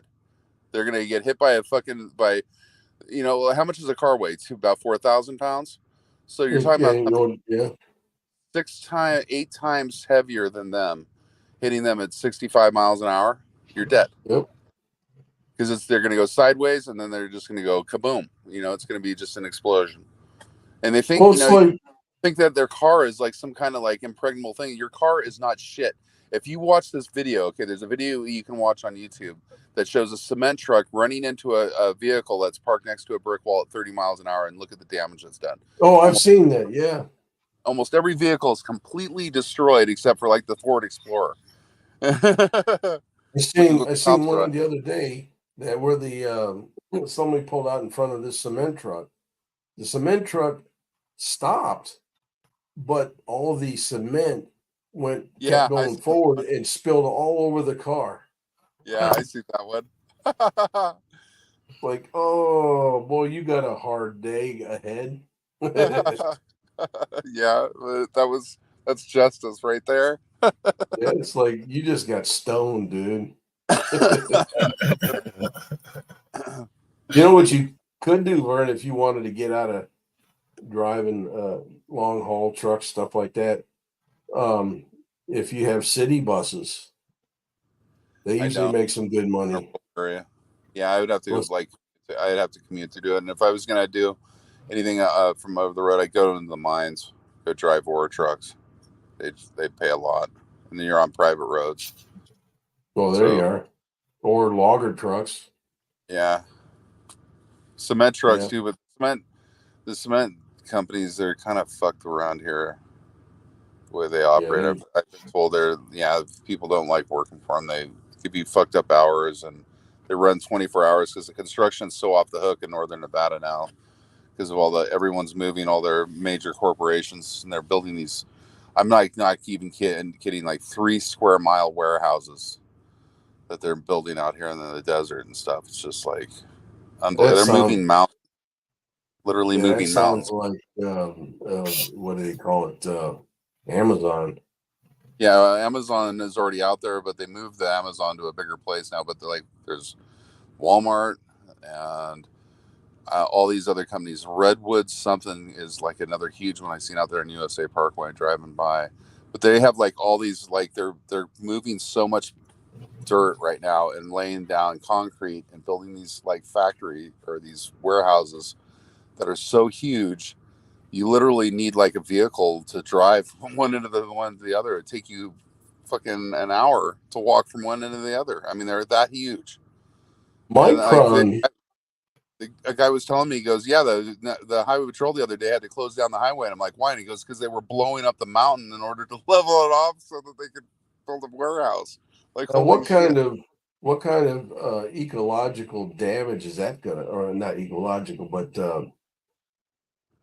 well, I guess it would be ecological. What kind of damage is that gonna cause by taking down a mountain, you know, to put a I don't building know. there? It's all, yeah, I don't know, but it's a lot of it was, I think, native land that they sold, the natives sold or whatever, too. I mean, it's like they say it's Sparks, but it's actually not even in Washoe County. It's in Story County.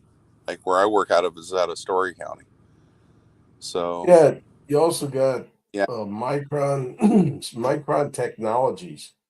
They're they've got a big grant from the federal government to build our microchips and USB chips and stuff like this back here in the United States because they're trying to bring it back over from Taiwan because of China.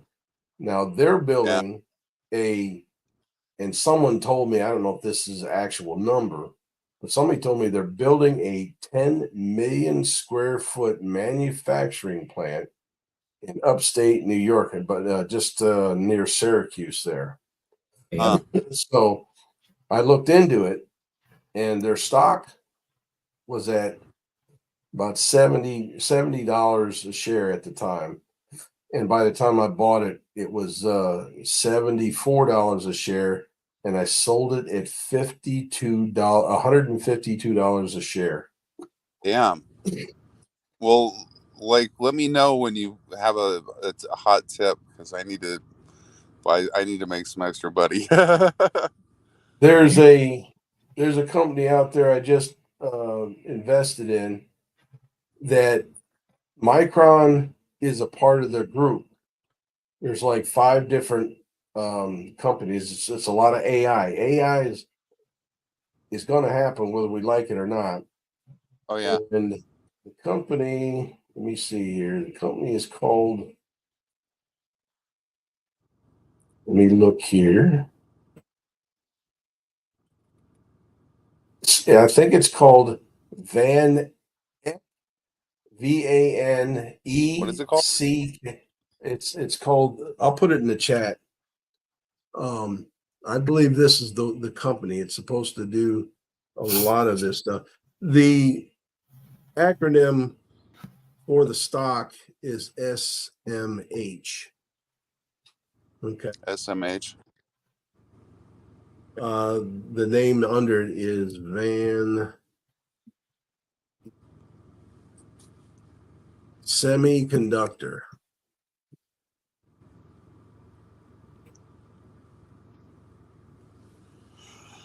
Yeah, something around $50 to $70 a share would be about where I could work with. Bringing Right over now, $1,000 for 10. Not really. These right now, it's gone up $9. There, this one is actually at $269 a share right now. Yeah, But funny for me. keep an eye on them because when it becomes too much, and I'm guessing about $280 to $300 a share, I believe split that it. stock will split. So if you buy enough, when it splits, I mean, it's not as good as the ground floor, but still, you'll still make money on AI. I mean, like I said, it's going to happen whether we like it or not. Yeah. So who do you buy? Who trades for you? I got a financial guy that holds my portfolio for my retirement and all that, and he invests in it. He does it here. I don't know if he does it he can do it in other states or not, but he might know somebody that could advise you on it. I mean, over the last, I gave him $60,000 just to play with. I said, here, make me money. So it took him about 2.5, 3 years to make me money, only because COVID, the stock market was kind of weird. All this crap with Trump and Biden, all this, things were just volatile. Yeah. But it finally, Volatility is good though. I mean, that's where you get dynamics where if you get in the right spot, you can make a lot of money really fast. So, I mean, yeah, that was the point, is that I got it when all this turmoil and everything was going to shit, and then when it got down to its rock bottom, that's when I bought. Yeah. And that's why I made so much money on it. I mean, I did really well on it. But and it just happened. I was going up there seeing some friends, and they said, "Yeah, this big company over here. They're buying up all the land here. The houses have jumped up in price." And when that happens, because I bought a house for $120,000 about 25 years ago, brand new, nice 1,800, almost 1,900 square foot home. And it was 5 miles north where they built the first Nissan truck plant. This is when Nissan came out with a truck. Our houses went from 120, what I paid for it, to over $300,000 overnight. Yeah. And it just so happens we were moving at that time. We put it on. As soon as we signed the contract, they said, "Here, sign these, because this guy wants to buy your house for this amount." And it sold in a matter of seconds. That's how I knew that something was happening. So when I did it, I said, "Yeah, I'm going to pull some money out and I'm going to do this." And I probably made over $50,000 just in that.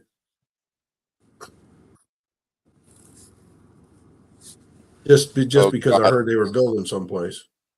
Oh God, the Swift trucks are pulling in. I better go out and make sure they don't run into my truck. Yeah, I heard they're not too swift. And they do drive, like, I mean, they're not very swift on the road either, like not swiftly, moving. I was stuck at 160. That's what I heard. Yeah, I had one almost hit me in a roundabout when I was down in Arizona.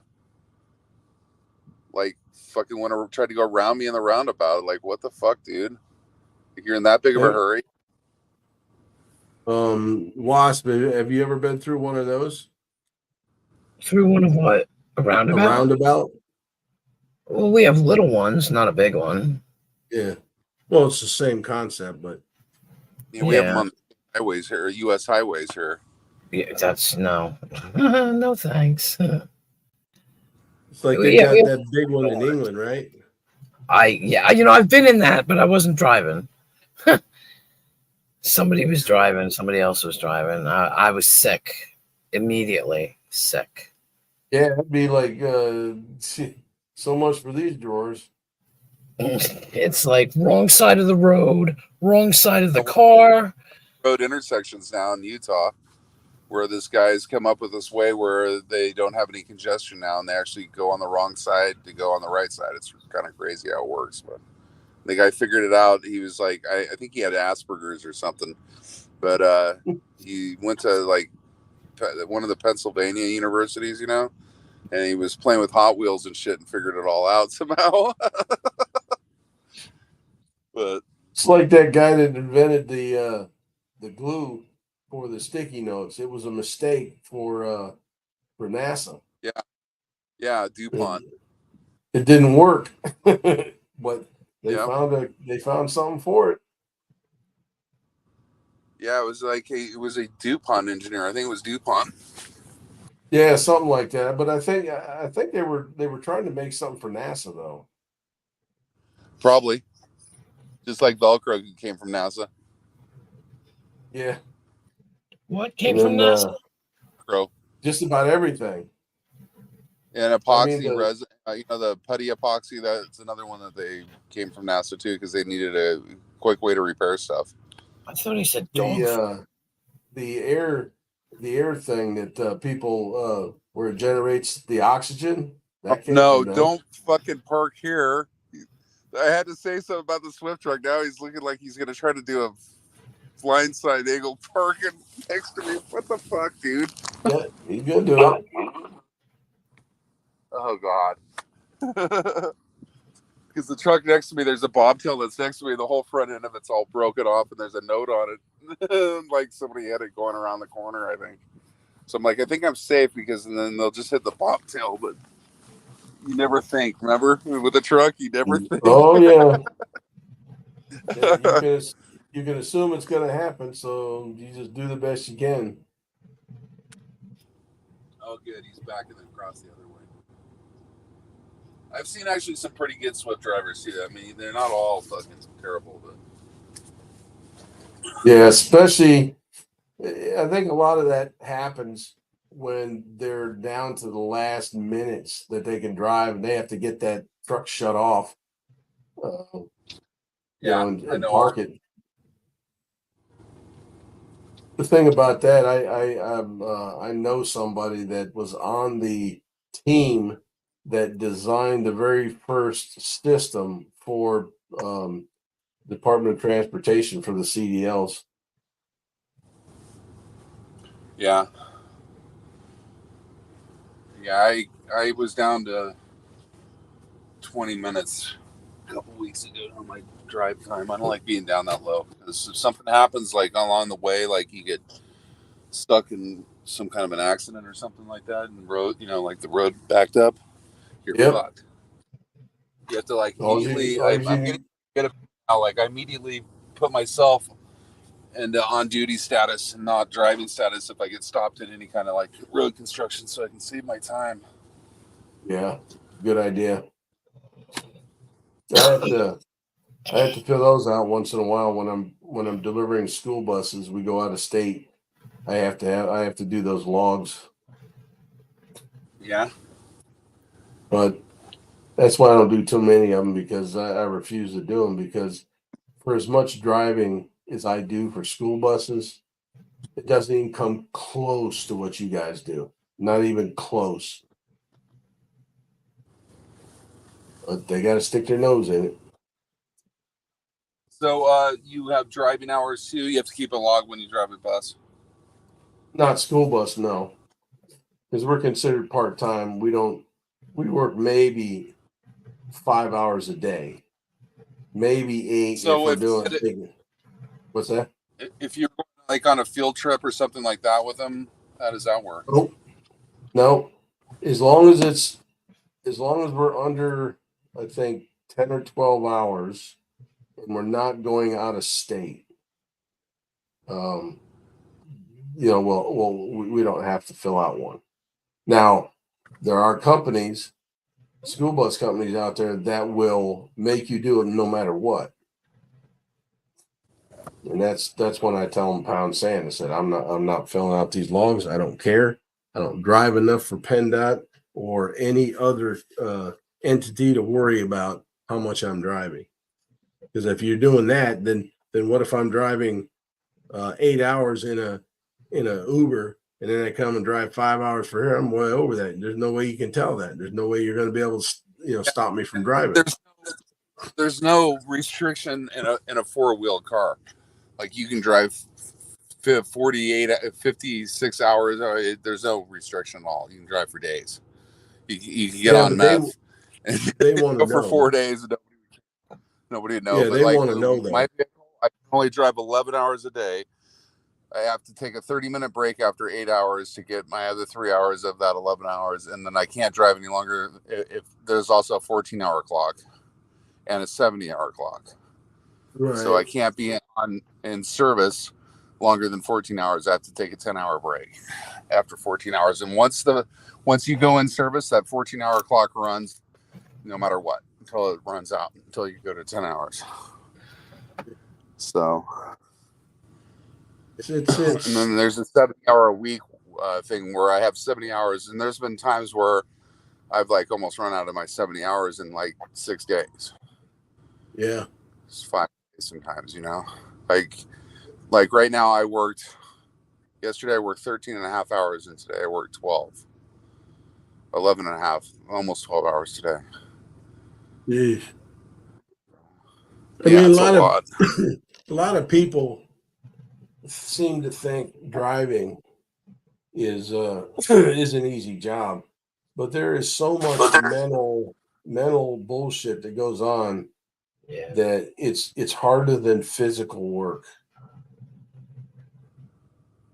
Well, you got to worry about like where you're going to stop. Like you have a 53 foot, it's a 70 Yep. to 73-foot long whole thing here. Like, where am I going to be able to pull off the road and stop? You just Yep. can't. It's not like pulling a car. Yeah, I could get stuck. I can't turn around.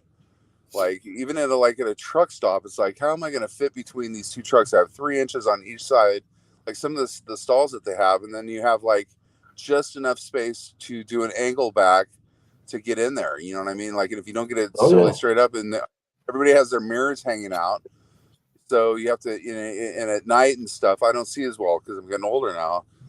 I mean, I see pretty good at night, but I mean, not like when you're partially lit and then you got mirrors that are dirty and everything else. There's like so Yep. many little other factors.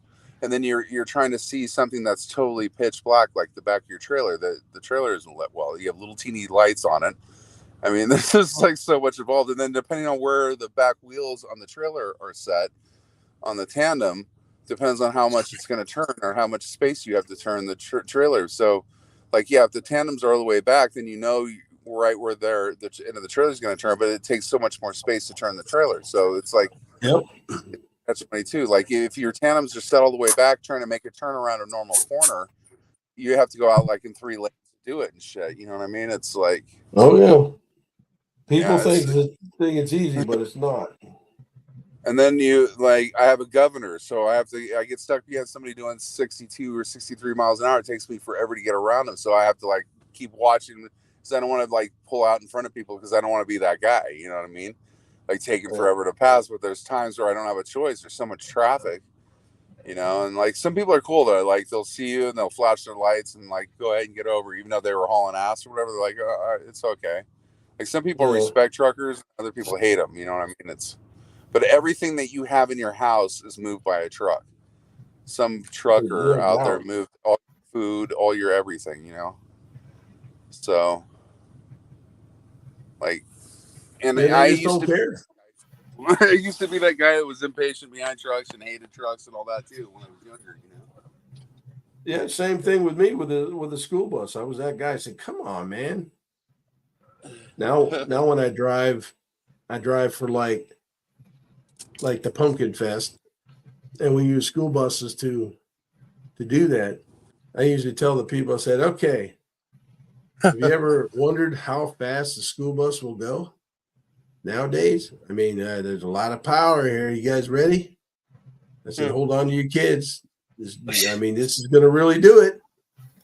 So next thing I know, I hit the gas and their accelerator, and it's like they're going, "All right, when is it going to happen? Man, don't you feel the raw power of that engine?" I said, "Now you know why that you're cussing at is because we're not going fast enough." Well, that's because we can't.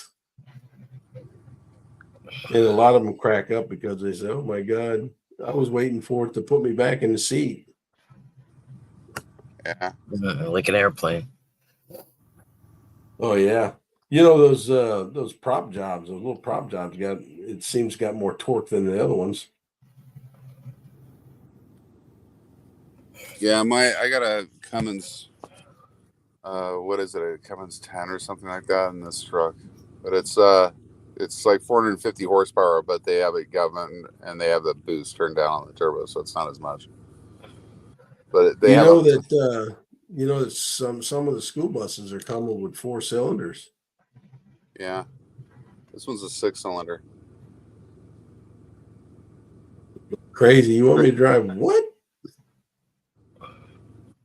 Yeah, what do they put in the school buses? Who makes the motor? God, I heard somebody talking about Detroit one time. But I don't know if he was talking about the 4 cylinders or the other one, the 8 cylinders. But we even got electric ones now. The electric ones actually have a lot of power, but the problem is keeping the power to them. Well, they're put on the shorter routes. They're not used for public. They're not used, like they wouldn't be used for the Pumpkin Fest, because going around in a circle, picking up people, dropping them off, it's too much for them. And I think they have to have them. There's a mandate. The government's got a mandate for you got to have this many electric buses, and that's their way of just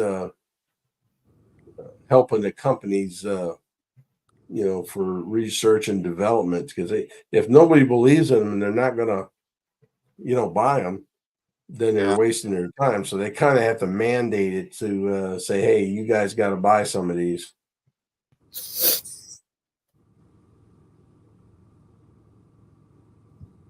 I think we're keeping. No, I'm okay. You all right? You ain't got to work tomorrow? No, I don't have to work tomorrow. No. Well, that's right. You said you were out. You're out right now. What? No. You said you were out. I thought you said you were out of work. No. I do hospice work. Oh, that's good. That's Yeah. I mean, so you know what it's like. What I do. Somebody's at the house and they went home to pass at home instead of there, and then somebody comes picks them up. That's what I do. Yeah, They got fireworks going on. it's my first. Like, I took care of the man's wife. She passed on January 2nd, and now we're taking care of the man. Like, it's a family thing, and it's my first time. I hate to, and I wasn't prepared for hers. I mean, I didn't have to do anything, but yeah, it was upsetting. But the family is so amazing. Like, Yeah, just they're pretty good. like when I first started that job, You I guys see didn't that? have. No, we see a Motel 6. Yeah, well, look behind it. There's fireworks. No. Oh yeah. Oh, I see it now. Yeah, I see it. I didn't have. I had no job at the time, and it's something silly, but the daughter-in-law and the son they send over dinner for the because the man is 95 and she was 90, and they sent over dinner, and it's just weird because they sent over something silly, but like chicken Something like a steak they couldn't eat in the first place. Well, no, they made it chicken parmesan, and I sat there and I cried about it because you get to a point when your finances are so low, you're not eating food, you're not eating real food, you're eating crap. Yeah, You know what I mean? they can't even eat McDonald's now. Oh my God, I was on a McDonald's kick recently. Oh my gosh, it's awful. And I cried about it, and I made a comment because I'm a very open person, and I was talking to the daughter-in-law, and I just was telling her, like, wow, you guys treat these people so wonderful, your relatives, Now what do? When I'm there at night, they feed me. Also, they'll make a dinner for me as well. And they don't have to do that. And because of that, like this man, like I said, but this man has all his faculties. He's 95. He likes to tell me stories. He'll tell me stories. He talked about the 100-man march. His brother-in-law was in one of those camps, and he's telling me the stories about it.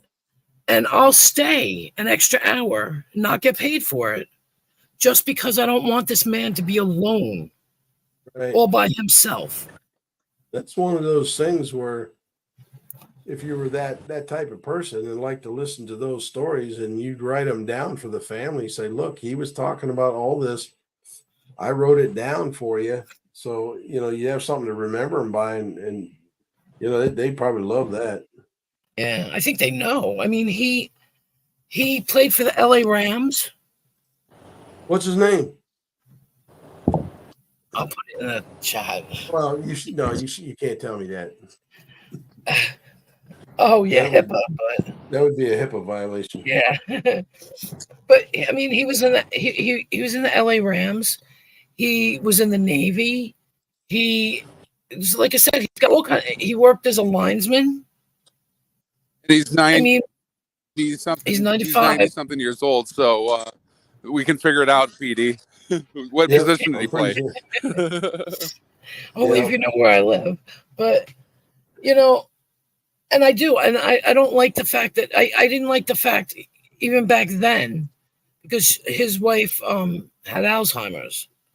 So sometimes she was there, sometimes she wasn't, most times she wasn't.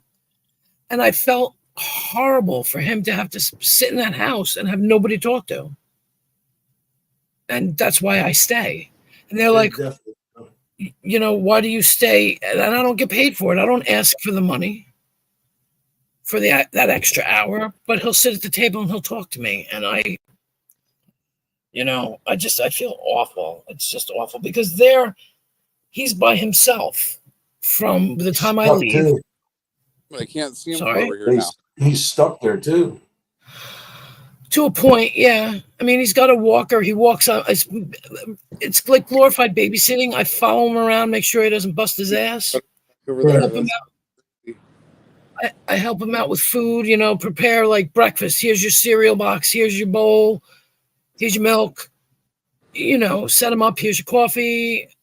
Stuff that he can't. He's got a walker, so he's not going to be able to carry shit with his walker. But it's more like not companionship, but you know what I mean. It's not. Well, it is companionship. And I was told by the family, because they pop in, but they don't stay. He's very independent. Very independent. Oh my God. Right. And these other people that I work with, I'm not the only one. I only work technically 3 days a week. They're like, they come into the house and they move his shit around. And I'm like, why are they moving shit around? Why are you touching his shit? Why are you putting an example is something stupid like the knife rack? Why did you put the knife rack under the cabinet? Why move his shit? He's got everything the way he's had it for the last 50, 60 years, and you're fucking with his shit. Yeah, and he won't be able to find it. Well, that's it. And I told people, I was telling like the grandson, he stays there a lot and helps out, And, I was just telling them like, look, I stay extra. I don't expect to get paid for it, but this is why I stay. And they were just like, well, we're thinking about if we ever have to cut down on because it's costing them a lot of money. There's 1, 2, 3, 4 of us. And he's like, we're going to get rid of these other 2 and we'll keep you guys, you and this other girl. Like, because I tell them, I said, he's in charge. I tell him this, you're in charge. You tell me what to do. You tell me what you want. I'm not going to tell you that you have to do something. He's probably going, woohoo! You know, I want you to tell me what to do all the time. Now I got to tell me what to do. yeah. Well, that's, like I get there at 9 a.m. If he's sleeping, I fucking hated that. I hate when it's like, okay, you have to get up. Why does he have to get up? If he wants to lay in bed all day, you know what I mean? It's just. Well, it's, when you get older like that and you're having a tough time walking and all this, it's that's the first thing you want to do. Right. Well, he'll say things like when I'm getting ready to leave, and he'll be sitting, he's got a recliner in the room, and he'll in the room with the bed, and he can get up and get in bed by himself. But the way he'll be sitting at the table, and that's what I mean. He'll tell me these stories, and they'll last for an hour and a half. If not, he'll say it in such a way. He'll be like, "Okay, well, I guess I'll go sit in my chair." Yeah, like he's disappointed, but you have to go at some point. Yeah, it's like prison, though. I feel like I'm putting him in prison. Here, go back in your cell, and I'll see you tomorrow. And it's just. It's sad. It's sad. It's breaking my heart. Well, is there anything that you can do to make it a lot easier for him? Like, does he like to play cards? No, he doesn't do any. He'll sit at the table and read newspapers all day long. which I don't mind. I sit there and I let him read his newspaper. I don't bother him. I don't. It's not that I don't engage. I do, but I'm not telling him what to do. Well, you really should. I don't know, but they do like stupid shit. I never in my life met people. How do you walk? Another example. This sounds dumb. The cereal used to be on top of the refrigerator. That's where lots of people keep their cereal. They moved everything around and put everything in cabinets and stuff. So I don't even know where shit is. And I'll say to him, like, why did they move shit? Even the son is like, what did they do with this? Why are they moving things around? I go, who the hell walks into somebody's house and starts moving their shit around? Well, that one's cool. And they're like family, like cousins and stuff. I'm the only person who's not in the family that's doing this. And like I said, I mean, here's a funny story, and you might have heard this before, but the grandson, I think you might have heard this because you're usually around. The grandson is raising turkeys, hatching turkey eggs, right? So he had 7 little chicks in a tote in the sunroom with a heat lamp. I usually work 9 to 1 on Saturdays, and then I go home for 2 hours, and I come back from 3 to 7 because you've got breakfast, lunch, and then dinner. So I come back, and I'm like, I smell smoke. And I'm like, what the hell? Somebody barbecuing next door, And I walk in the house, and I see the grandson in the sunroom vacuuming. I go, what happened? One of the chicks knocked the fucking sun lamp into the heating lamp into the tote, and the fucking place was on fire. And he was the only one there because his grandson's here, there, and everywhere. He's got his own family and shit. That man got up, went down 2 steps. First, he grabbed the fire extinguisher, went down 2 steps, and put the fire out by himself. Damn. And I said to the grandson, I said, you are so lucky that he is still with it, still capable, and he just did it. And I said to him, I said, are you playing fireman today? And he laughed. But he prevented the house from burning down. And he does stuff like he'll go downstairs into the cellar, and the steps are like steep steps. I can't see him doing that. And he went downstairs the other day, and his son was like, you're not supposed to go downstairs. He goes, why can't I go down my own stairs? Why can't I go into my own cellar? I was getting vitamins, something stupid like that. And he just doesn't even think, he just does it. Well, he's so used to doing things for himself that he thinks he can still do it, and he probably can, but the concern is if he loses footing and he falls, that type thing. Yeah. So. Well, that's it. It's not that I'm not going to tell him what to do, but at the same time, I'm not going to say, hey, you need to Make it sound like it's his idea. Yeah, well, I've learned that with that men. decision, but don't tell him what to do. That's men right there. That's a man thing. The way I explained that to my son, said people don't want to do nothing unless they think it's their own idea. Maybe that's a woman thing too, but in my experience, it's just a man. Because you can say, "Hey, you want to do this," and you want to hang out, you want to do this, and they'll be like, "No." But when they want to hang out, it's just. But yeah, no, I enjoy taking care of him. I do. I mean, he's amazing. He's amazing. Well, you know what they say: when you enjoy something, you do. You never work a day in your life. It's true. I don't mind it. I don't mind it.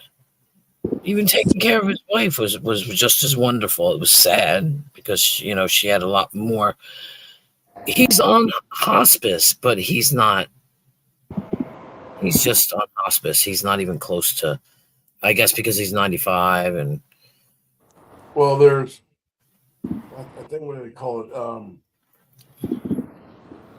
Extended hospice or something like that. it's because of the age and his viableness, you might say. Mhm. He needs the help, and hospice has extended it out to pre-end of life. Yeah. So he's one step from end of life. So that's they bring it out that far. Oh my God. Wow, that was awesome. Man, what? Oh, yeah, I can see them. Yeah. That man sleeps, sitting up in the chair, and he stops breathing for like almost a minute every time. And I'm like, I'm watching him because I'm there. I sit with him, Vernon and I like, know what that is. sleep apnea. Yep. Yeah, exactly. That's what his grandson. I used to have sleep apnea, but I hate it because I have to sit there and I look and I look. And I'm like, Jesus Christ, not today, please. And there are times that he loves to. I swear he does it on purpose. I'll walk in the door, hit the coffee machine, get stuff, throw it on the table or whatever, and then if I'll go sit in the other room with him, and if he's sleeping. I like I said, I don't immediately like, hey, wake up, you gotta wake up. I don't do that shit. And then all of a sudden he'll just be like, I'll be like, fuck, I don't hear him breathing, I don't hear him snoring. He'll go, good morning, and I'm like, Jesus Christ, you scared me. And he gets me every time, and I'm like, oh my God, because I think he's dead, and I'm like, oh my God. And he does, he gets me every time. I think he does it on purpose now. It's like a running, I get it this time. Yeah. But I tell him things when I leave. I'm like, hey, don't torture anybody tomorrow, okay? And he'll laugh because he does. He tortures people. He doesn't torture us, but you know what I mean. And I'm like, all right, be good to everybody. And he laughs and that's what I mean. I tell him all the time. I said, Nice. I'm not here to tell you what to do. I said, I'm just here to do what you want me to do. You tell me what to do, and I'll do it. Yeah, just you tell them and say, I'm here for you. I'm here to help you if you need it. I'm here to keep you company when you want it. And the other times I just watch you sleep. Let me tell you something, Miss Wass. The man in his chair is nothing more than, I think they used to, or they still may call it, nirvana. I mean, when a man falls asleep in his chair, he is at his most comfortable. Yeah. He is at his most happy. I mean, I never got it myself until I got in my 60s, and then I just I'll sit in the chair and I'll put my headset on and I'll listen to some music. I'll listen to Josh Groban, and next thing you know, I'm asleep, and I wake up an hour later, or 45 minutes, or 2 hours later, and I'm raring to go. Yep. Nothing like it. Yep. Well, it's funny. It's hard because they have a recliner for us too, but we don't put it back. And it's hard to sit with somebody who's snoring and stay awake yourself. And the other day I said to the grandson or the son, because the son's probably a little bit younger than me, but not much. No, the grandson's younger than me. And this son is older than me. And I said, he was snoring so loud the other day. And they looked at me and they said, what, he woke you up? And I was like, oh shit, because I try not to fall asleep, and I'm mortified that I do, because I'm here for a job, Right. But they're like, don't worry about it. We know how hard it is. Don't worry.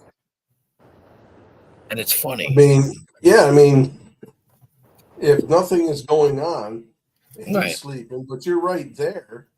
I mean, It's almost like, hey, I'll get a nap in while he's getting a nap in, and we'll both wake up about the same time. But yeah, but no, he would probably, if he was on a CPAP machine, he would probably be a whole lot more active and feel a lot better.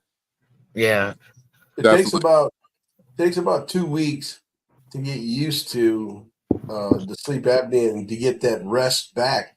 But it was like when I got on mine and I stopped fighting it, it was like 2 weeks later, I'm thinking, God, this is great, man. I slept excellent, and I just had so much more energy.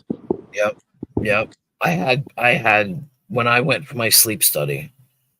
And then I had to go back and they adjusted it and gave me the right, dosage or whatever you want to call it. I woke up after, they made me sleep again. I woke up and I swore I could see through the walls. That's how alert I was. Oh yeah. How oxygenated I was. I loved it. And then I lost weight.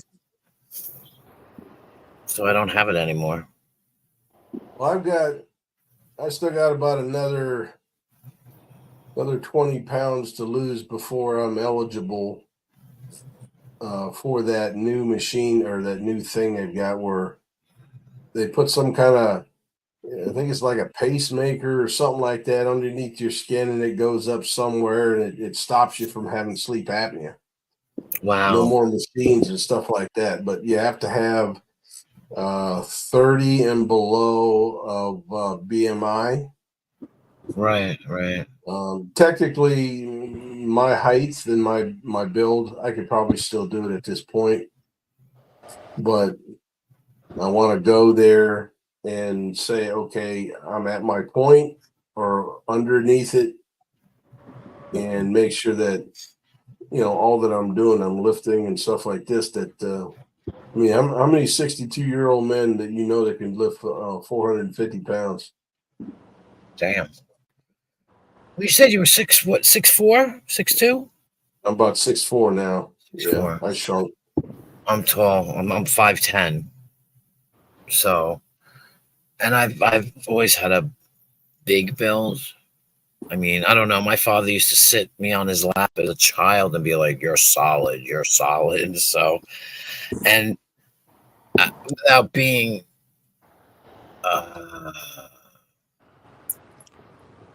crude or whatever, I'm big busted. And Okay. every time I say something about being heavy, my son will be like, "Well, Jesus, look what you're carrying." He's like, "They weigh a lot too." And I never think about it like that. And I'm like, "Yeah, I guess so." Like. I mean, there are some women the women that went in for reductions and lost however many pounds or whatever. Mm-hmm. But it has to be an uncomfortable feeling for you, or it has to become a medical issue before anybody really does anything about it. Oh yeah. No, my daughter was. That type of thing.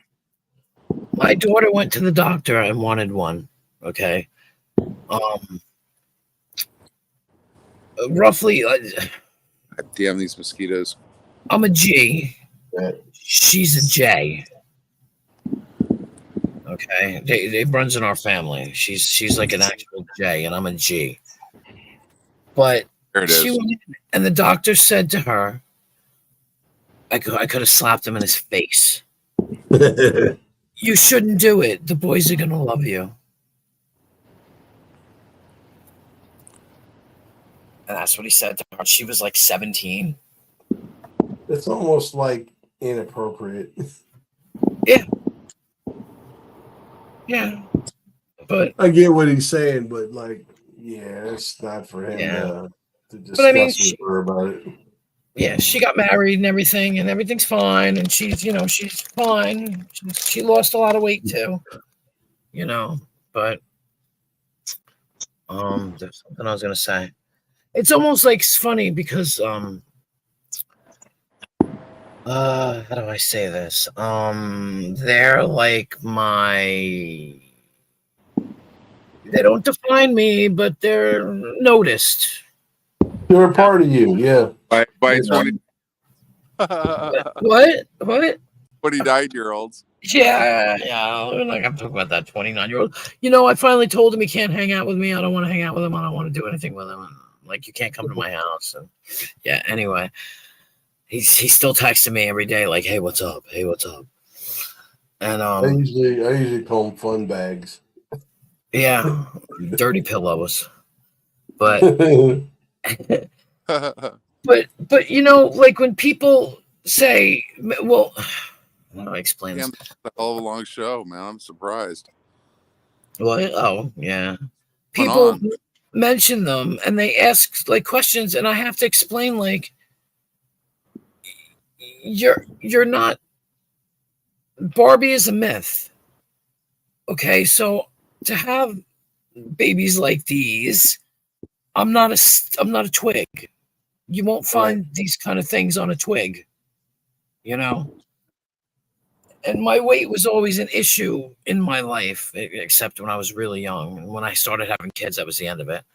And then there came the weight. But I mean, I remember being a teenager and fat girl, unskinny bop. Fat girls were a no-no. But as the time has gone on, either it's my age where I don't give a crap, but heavier people are more accepted. They're more revered. They're more lusted after, whatever you want to call it. Yeah, there's a lot of guys that like. Go ahead. In the old days, all the women were heavy in the old days.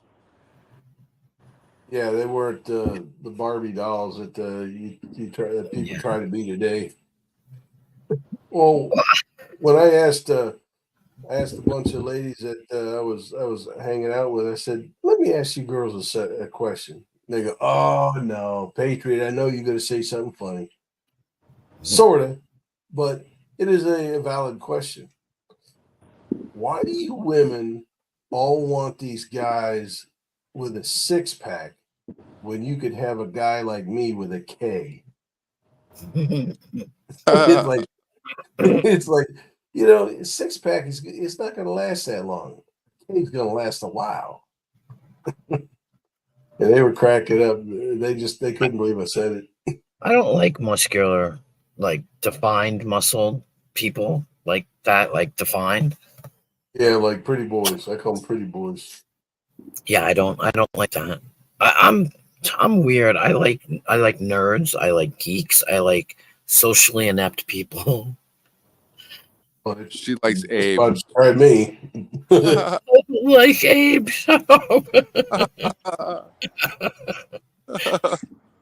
I do. I like.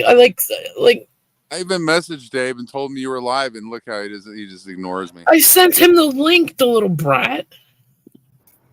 He's not going to come in. All I have to do is sleep. He's probably been up for 4 days with this whole Negan shit and stuff. No, all I have to do, Nemesis is right. All I have to do is say I'm shutting it down in a half hour, and Abe will come in 29 minutes. Oh, you want Abe to come in? No, I don't care whether Abe comes in or not. No offense, Abe, but do what you want. I just gonna say I could text him. I texted him. I texted him the link and said, "If you are so inclined."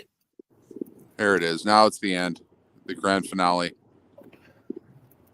But I was at a fireworks place in a small town, and I was probably maybe 100 yards from where they were popping off, so I got to feel a lot of the combustion and stuff.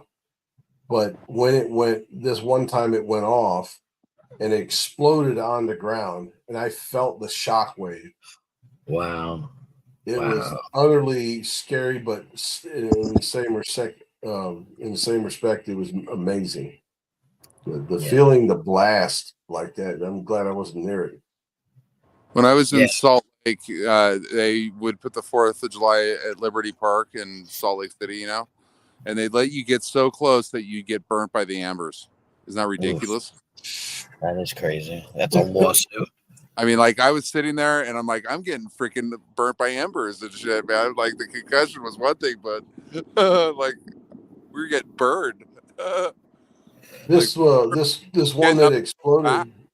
This one that exploded. They showed the cartridge. I think it was like a lead pipe or steel pipe. It had peeled over, like the old cartoons where it blows up and you see it curled out, like a banana, kind of. Yeah, exactly. And it was just wow. just weird to see something like that. And I was sitting right there and I felt the blast. So I can Good only thing. imagine what it's like starting, letting them off. Yeah. Not, Um, I smell a brush. what? Definitely smell a brush fire. Oh shit, that's not Yeah, I'm good. like, Oh, yeah. this will give you an idea where I'm at. 3. Can you see that sign?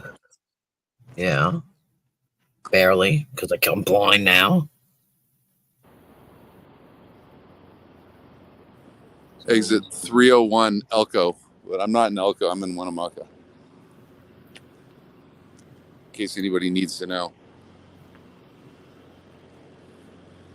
I don't see how, to be honest with you, Vern, I don't see how you could drive a truck and be out there all like that. That's got to be lonely as hell. It is. But sometimes you got to do things, like that you don't want to do or like to do. It's part of life, it's part of the challenge. Yeah. But yeah, no, I mean, I talk to a lot of people, I have to do deliveries, so I have to meet people to deliver. But yeah, there's a lot of time I'm alone. But well, there's some like weird light going on up on this mountain over here. I see that. Did you see that how flash? Yep. Yeah. That's I was like looking at it. it's 15 miles away, probably. UFO. Maybe. I've seen them out here. Actually, I've been real close to one where it was no doubt it was what it was.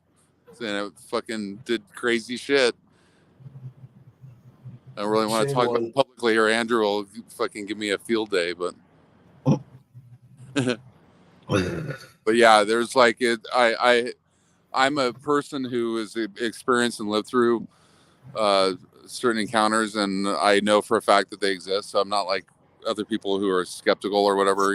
There it is. Look how bright that is. Yeah. What the I can fuck? tell you this. Yeah. I ever What get the fuck? abducted. I see If I two. ever get abducted and they're going to do sexual things to them, I'm going to say, little to the right. Yeah. Oh, that's just it. Keep rubbing. Well, when they do the probing and they do a reach around, that's when you know you're special. Yeah, but Vern, I just saw two. Why was there two Yeah, and now now- there's only one? Now they're separating, and there's another one now up on top of the other mountain. I can't. Yeah. That's some weird shit there. Yeah. I love it. I love it. Oh my God. I love it. Yeah, see I up on the want other to be. there's two that are moving. There's something definitely flying over the top of that mountain over there. Now there's I want to be visited. I want to see. well, I know how to find them. I just don't have a vehicle right now to do it with, or time. But What are you gonna come get me? You gonna come get me and we can go find them? if you can get me a Ooh. vehicle. Now there's 3 of them there. Yeah. Yeah, there's a bunch of them up over there too. That bright one though. That must be like a cluster. Like maybe. You know what I mean? Like you said, they're separating, so maybe that bright one. Oh no, that's another bright one right there. Wow, what the fuck. There's no military base around there, is there? They're everywhere here in Nevada, but not here. This is Winnemucca, so I don't think so. It's probably just people up on the mountain four wheeling, but I don't they're know how far around. you They're going are. around on roads, and they're using off-road lights. Maybe I don't know. Oh, I see. Yeah, but I mean, I've seen the real thing. Like I've been 15 feet away, maybe 10 feet away from a disc that flew over the top of me and stopped and parked over me for a little while, and I put a spotlight on it, and it like started like destabilizing. I don't know how to explain it, but it was like wobbling like that, and it came down and almost hit me, and then it wobbled off. I was like, holy shit. So I took the spotlight off and like wobbled away and then opened a portal into another world. And I was looking into another world where there were thousands of those same discs, only they were 2-dimensional. And the world that they went into, it was not the same world as this world. It was like 2-dimensional. It looked like That's weird. It was really weird. that was just a theory. That was just a theory years ago but they're finding out there that they're There's just wormhole. about able to prove that there's more there's several dimensions out there. Yeah, no, there's definitely. I've looked into another world completely, so maybe dimension, I guess. So like I can tell you if you believe me, I mean I have no reason to lie, believe me. But yeah, it was Anything is weird. It was out. It possible. was out. It wasn't that. It was out in the Pine Nuts, which is BLM land, mainly in Indian land. That was east of where I live, and there was nobody out there. I mean, it's like I took people out there, and they've experienced weird shit too. I've shown them stuff too, like I don't talk to them anymore, but I don't know what happened to Alex and my other friend, who became an ex-friend, Jax. I took them both out there and showed them shit. There was like stuff up in the sky that they were like, "Oh my god, what the fuck?" And I'm like, "I see that every night." They're like, "You see this every night?" I'm like, "Yeah, because I live here." And I would go out there. I spent 5 years once I saw the first one out there and started seeing all the weird phenomena going on out there. I spent 5 years chasing this shit around. I had it all on, I had 2 terabytes of video, and somebody fucking hacked my shit and fucking totally destroyed all my drives. Took the fucking firmware. How do you take the firmware off of a drive from a remote source? Like where my drive was totally you plug it in and it wouldn't even read the drive at all. It's like there was no firmware on the drive. Yeah, it's possible. There's Yeah, some. I was burglarized. I was burglarized, and they went in there and stole all my hard drives, stole all my external hard drives, everything out of my house. So that's why I decided to kind of go driving, because I just wanted to get away from it all, and it's I feel better away from all that. You know what I mean? Like not having anything.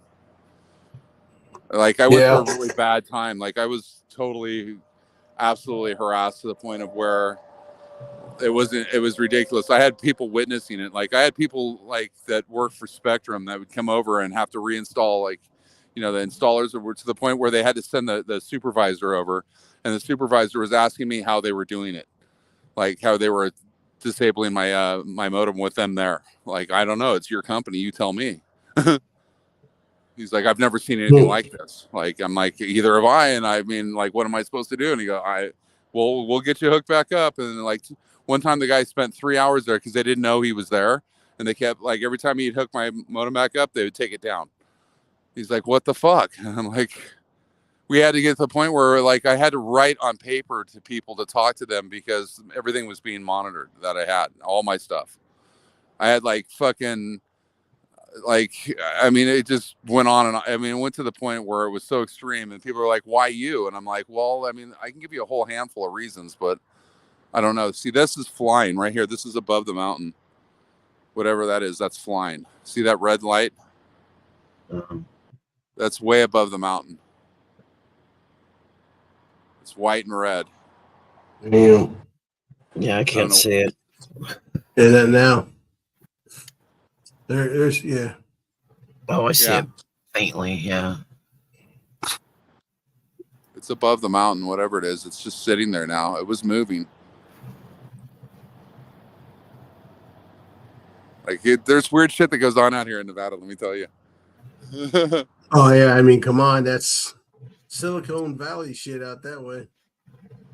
Yeah, we got it. And then I had to run some routes down to Arizona. So one time I had to go to St. George. So they had me go right by Area 51, right by the mailbox, the whole bit. There's no cell out there at all. And the guy was telling me, he goes, yeah, if you pull over and stop, he goes, you'll get help. I'm like, see, he goes, don't worry, you don't need a cell phone out there. He goes, those guys, the camo dudes, they'll be all over you asking you what you're carrying, what you're doing. He goes, and you're not even near the base. That's where you say, I don't answer questions, biatch. But I'll take your help because my car broke down. It's funny, huh? Oh my God, he's talking about it. We got to troll him now. We're paid to shut Vern up. Yeah. We are paid to shut Vern up. We're paid to burglarize his house, to steal his house from him. We were paid to do all this shit to him. Now, and he's still going on about it. Does it not? He learned his lesson. It's the way to get it out there.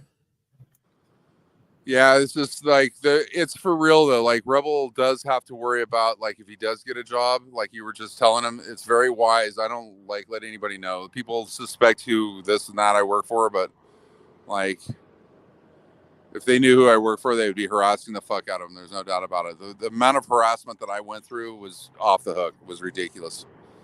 Went on for years.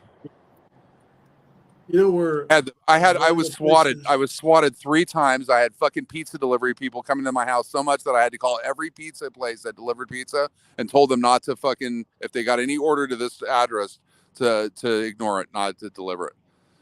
It was that bad. I had the police showing up at 2:00 in the morning, like not rapping on my door. I wake up and I'm like, what? And they're like, somebody was walking by and reported that they heard you yelling in here. I'm like, I was asleep. Well, like walking by, shouldn't you be investigating the guy walking around out there at 2:00 in the fucking morning? Yeah. You know? And then Exactly. it got to the point. Yeah, I mean, it got even worse than that. Like, Man. yeah, I mean, I can't even go into detail about it because it's that bad. It's Yeah, and I was in the sheriff's department for 10 years as a volunteer for search and rescue and shit, where I had a key to get in and out of the sheriff's office and all that stuff, and they still treated me like I was like an alien. Like, I don't understand it myself. sure what you can do about that. It broke up my family, made it to where I can't even ever see my kids again. I mean, it's that bad. So that's kind of why, you know, you're wondering why, like, I just need alone time. Like, I don't want to, like, I'm kind of like sick of people and sick of how people are and all that shit. So, like, being on the road, I get a lot of thinking time, and I kind of did my best when I'd be out driving, you know what I mean? So, well, it's gone now. But I definitely smoke. No, I totally get it. Yeah, I totally get it. There we go. Queenie, wake up. What's that? I was saying, Queenie, wake up. Yeah. I think she's out. I can hear her Oh, snoring. no, I'm still here. I'm just kidding. Yeah, she I'm still here. I had somebody on a panel one time, and I'll just use you, Queen. I'll say, Queen, man, does anybody hear Queen? And I had it set up with like 3 or 4 other people, and they started calling the same name, you know? And she said, "Can't you hear me? Oh man, this thing is not working." And we heard her. We heard what she was saying, but we just teased her. So, what do you think happened to this truck? Through the brush? Say, well, you know, that almost could be a deer that did that, or an elk, something like that out there. And I think is what happened is that somebody was turning around this corner here, Oh, and they hit it. Either that or he hit something that was yellow like a pole. But I mean, look at the damage on that. jeez. That's about $20,000-$30,000 worth of damage. Yeah, I don't know how long it's been sitting here. It's been sitting here. Look at this. Even that mirror's hit. It had to have been a truck to break it up that high. So it had to be somebody turning around the corner here and broke it. Yeah. To bend it that much like that. I mean, look at the paint on that.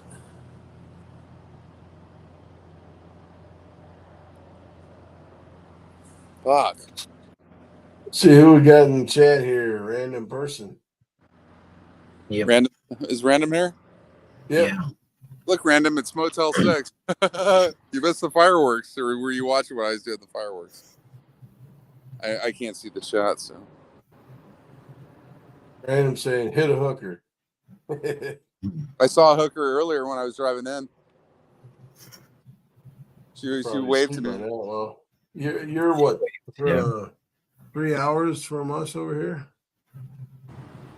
On the east What's that? coast?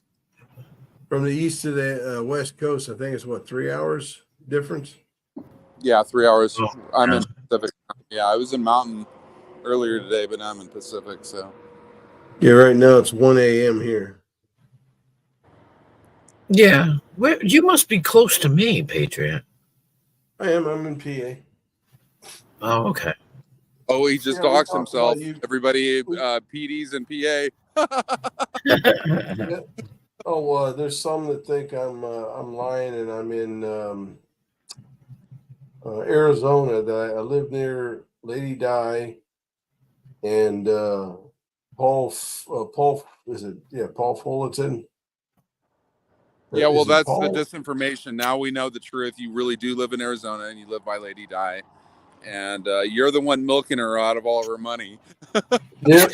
Did you hear that shit no about? more, so just don't bother.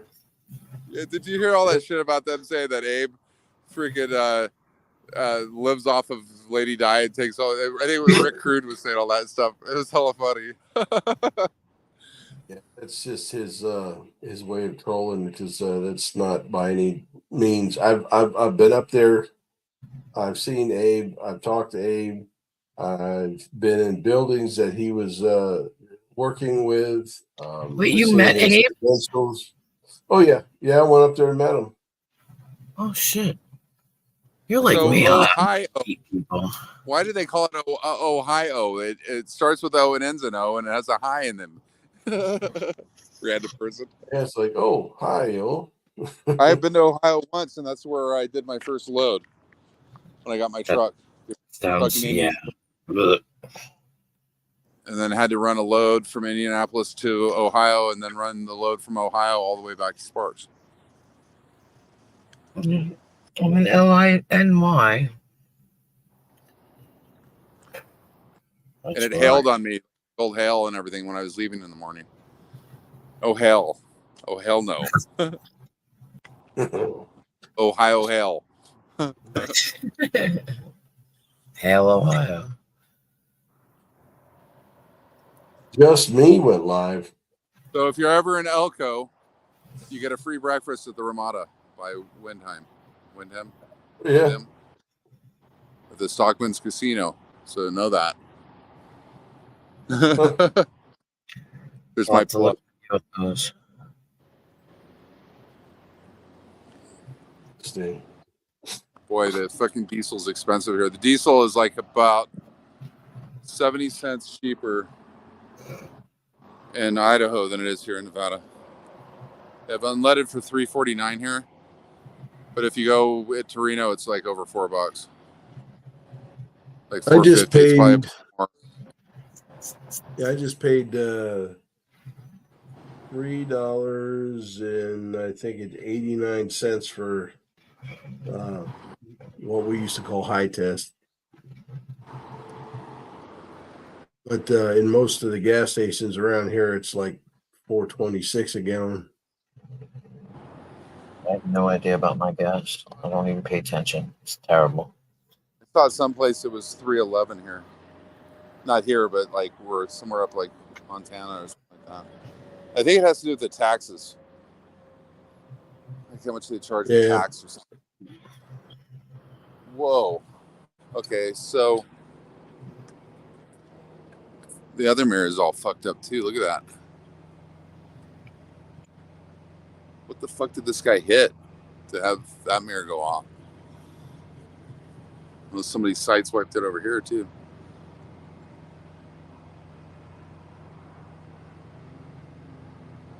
Damn. Wonder what year Volvo this is.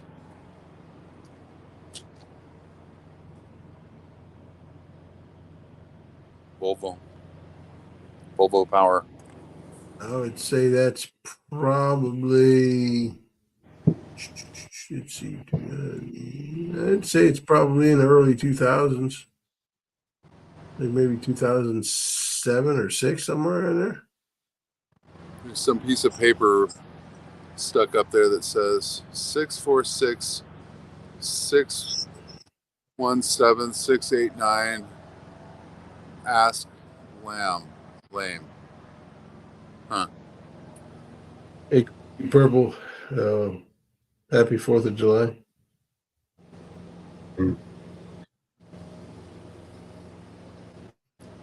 I'm upset because if we didn't do this, then I would still be English.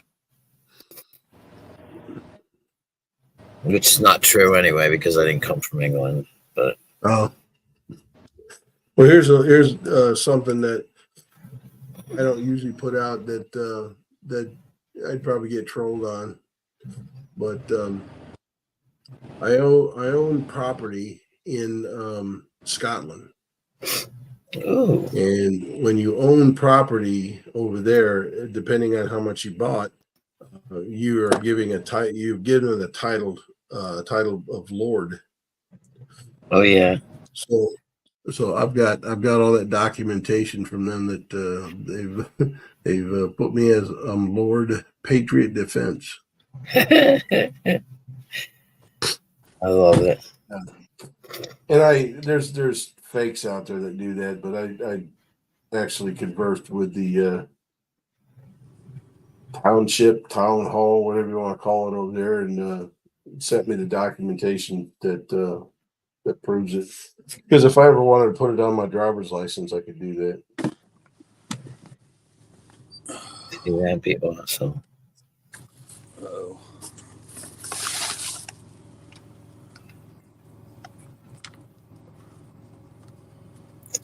I was going to go to Scotland at some point to visit someone who supposedly faked their own death and just got found out that they weren't really dead after all. They never pay your taxes. Who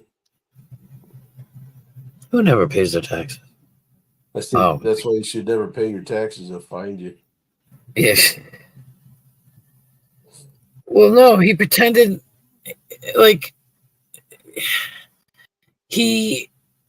first of all, he like supposedly disappeared. Okay. And the story was that he supposedly saved a relative, cousin, nephew, I don't know. He was at a football game and he pushed his cousin out of the way and got hit by the car and was killed. Okay. This was last year. We all thought he was dead. And I mean, I'm not going to sit here and say that I was completely gutted about it, but I mean, I was like sad. I was like, I was going to go and visit him and, okay. Yeah, it's but like now, now it just came out that he actually's been on TikTok hiding away from all of us. So, and they called him out on it. This is what I don't like. They found him on TikTok. It's a big deal to them. Okay. Why? Why do you care? Why do you care so much? You want to get up now and you want to shame him. And I can't believe you thought you were dead. Nobody, stop it. Stop it. Just like, get out of people's business. Mind your own. That's what annoys me. Like, everybody's like, oh, this one's a liar. This one's a liar. Let them pretend to be whatever the fuck they want to be. Leave people alone. Is it not hurting you personally? Be this or that, yeah. Let them do what they want to do.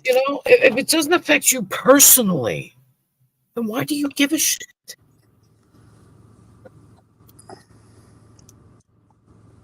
I mean, like I said, there's a lot of people here that do a lot of messed up shit.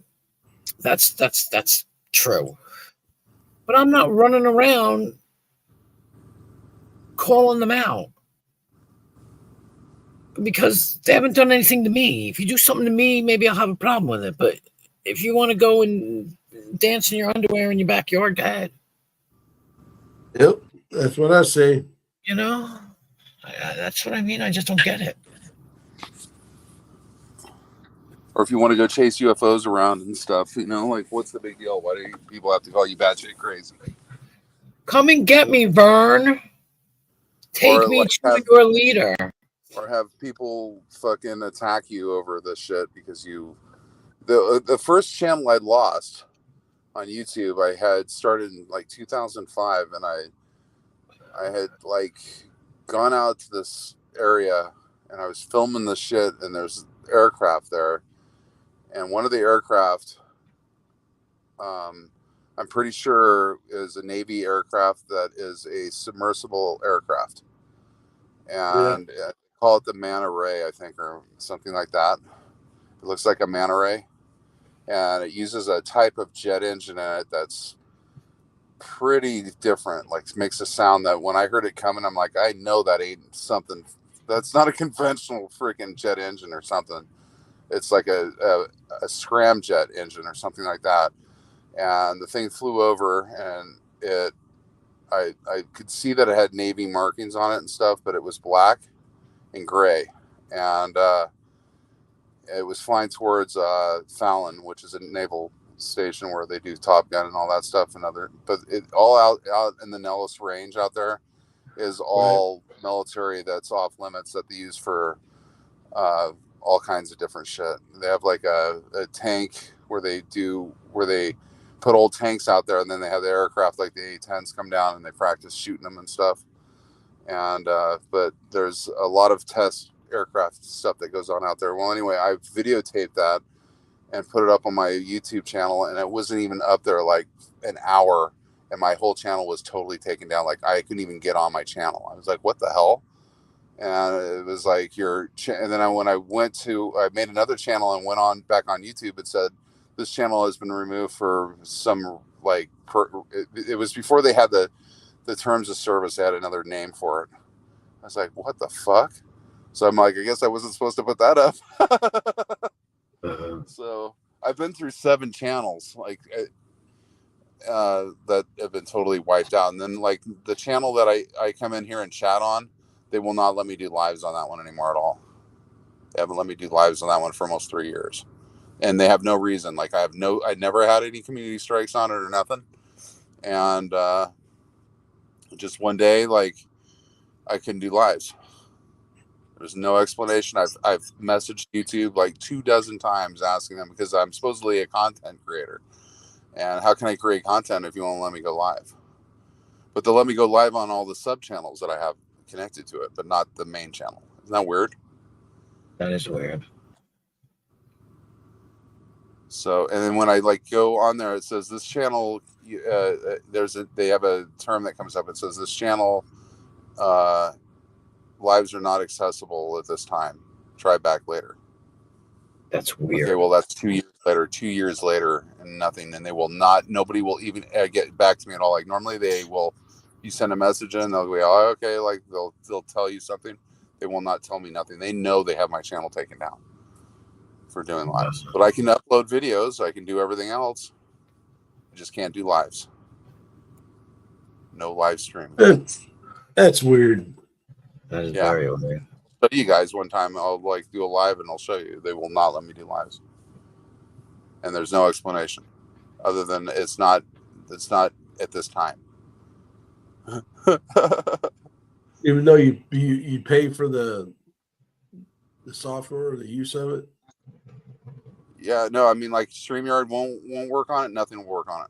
Like if I go under like Studio, you know where the little camera is up in the corner. Yeah. Yeah, it'll allow me to do the one thing but not the other. Like if I go to try to do live, like go live, it won't let me do it. And they're gonna be looking for this time. I think I'd be looking for a bug if I was you. Yeah, I wish it was, but I can go live on every other channel that I want to, other than that one. And like I said, when I try to contact them on it, nobody will fucking say one thing back about it. Nothing. Like, Weird. And that's right before I got where I had to leave the foreclosure was going through on my house. Right about that time. Well, guys, I think it's about time. Excuse me, for me to go. They do that. I got an appointment with my trainer tomorrow, so I got to get some rest. I'm trying for a 500-pound deadlift here soon, so I gotta Be careful. You don't turn Oh, attendance. yeah. That's what happened. everything is he's a trained professional, and if he even thinks that I'm pushing too much, he says drop it, and I do as he said because I don't want to hurt myself either. Yeah, that's Yeah. not. Yeah, it's not I something. was gonna try I was going to try for the world's record on deadlifts for a man my age, but it's I would have to lift. I believe it's 627 pounds, God. and I just don't think I got it in me to do that. But I figured, hey, I'll keep lifting. I keep getting more strength, and if I get to that point, then I get to it. If I don't, say la vie. How do you do something like that? I mean, I don't mean how do you lift, but I mean like to make a world's record, you have to contact somebody, right? I mean, yeah, you'd have to contact the World Book of Genesis, tell them what you're doing, fill out the paperwork, and then when you're, I guess, about ready to do it, they send somebody out to verify it. They're gonna weigh everything to make sure it's up and above, and make sure everything is good, and then they watch you do it, and they confirm it. Wow, yeah. 625 pounds. That's just over a quarter of a ton. So it makes me think of those 600-pound people, and like that's a lot of lifting. Yeah. Yeah. What about the guy that was the heaviest man that ever lived? I remember in the Guinness Book Roller. I'm sure he's been out surpassed now, but he was like 11 or 1,200 pounds or something. Yeah, there's my friends watched that show. 600 plus. I watched that, and I'm grateful for my weight. You see what I mean? It makes me feel great. I watched it. It puts the scare in you. Yeah. Yeah, I got up to 330 pounds at one point, and that was enough for me. I used to be 310. My heaviest deadlift. Heaviest deadlift I ever did. It took me almost a year to get to that point because I couldn't even lift my arms above my head when I first started, and that was 425 pounds. Damn. Wow. And yes, I do have a video of it. So, and no, I won't be putting it out for these asshats to try to tear about and lie. And I ain't got to prove shit to you guys. Yeah, I don't believe you. Proof or it didn't happen. I want to see it or it didn't happen. We have to have receipts. If you're going to make a claim like that here on YouTube, we need receipts. I'll see if I just bought a new pair of shoes. I'll give you that receipt. They weigh 425 pounds. That ain't gonna work. Yeah. I had to help unload these fucking pallets, and they had the drums, for the trailers. Those fucking things weigh a fucking ton. Each one of those drums, they're cast iron or cast steel or something. They're cast, so they're heavy, But yeah, the pallet weighed 4,000 pounds. So we had to unload half of it. 2 tons. Fucking forklift. Yeah, the forklift couldn't lift it. Yeah, you're looking at 2 tons right there. 1 ton is 2,000 pounds. Yeah.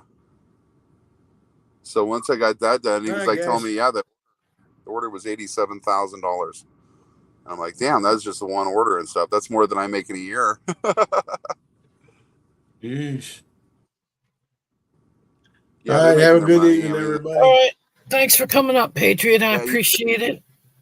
Yep, anytime. It was a good stream. We'll see it out in the YouTube world. You'll never see me. Yeah, she's got a private because I've got a what? What? She's got a stream because Rebel was on here, and then I'll end up having to clip every little word he said and everything, Yeah. Yeah, I'm sure there's somebody going to say something, but I'll take care of it from my end. Have a good evening. Yeah. You too. Have a good night. I'm probably going to shut this down, Vern. All right, Yeah. Time for bed. Yeah, probably, huh? It's like 1:30. It's only 10:30 here. Yeah. Well, I gotta go to sleep. I gotta get up and feed my squirrels. That's a shame, but it's like saying I gotta get up with the newborn. Yeah, they should be feeding themselves by now. You're babying them now. You're Well, I'm not feeding them. I mean, I am feeding them, but just giving them treats and shit. I bribe them for their company. yeah, that's what you're doing for your own selfish needs. Exactly. I need to feel needed. Nobody needs me anymore. They're my surrogate children. So, can you actually tell them apart or anything, or do they all look the same now? No, they all look the same now. Yeah. The only time I can tell them if they sit up on their legs a certain way, I can see certain things. And then I'm like, oh, look, you're a boy. And that's it. That's the only way I can tell. Look, the 4th of July account is here. Yeah. You know Didn't who I that tell is? you about that? No, you know who that is. Yeah, I know. And that's why I said, didn't I just say I'm going to shut it down? Yeah, that figures on. Yeah, well, I am going to shut it down, though, because I have to go to sleep. Why? Why do you have to go to sleep? Isn't YouTube? Yeah. YouTube's more important. Okay, Prime. You sound like Prime. Oh, do I? Huh? Hot crispy? Yeah. You weren't there yesterday. You weren't there. Nemesis goes, you're really rude. You didn't even say hi to Queen Wasp. And what did he say? Oh, okay. Hi, Paulie Crispy. I was like, you fuck. You fucker. I was so mad. I was like, you're a dick. But I didn't say anything, actually. And hi, Abe. And Nemesis was like, I guess I should have expected that. Abe, But- you overtalk everybody. And what else? What else did he say about you, Abe? Finally, he has Abe's attention.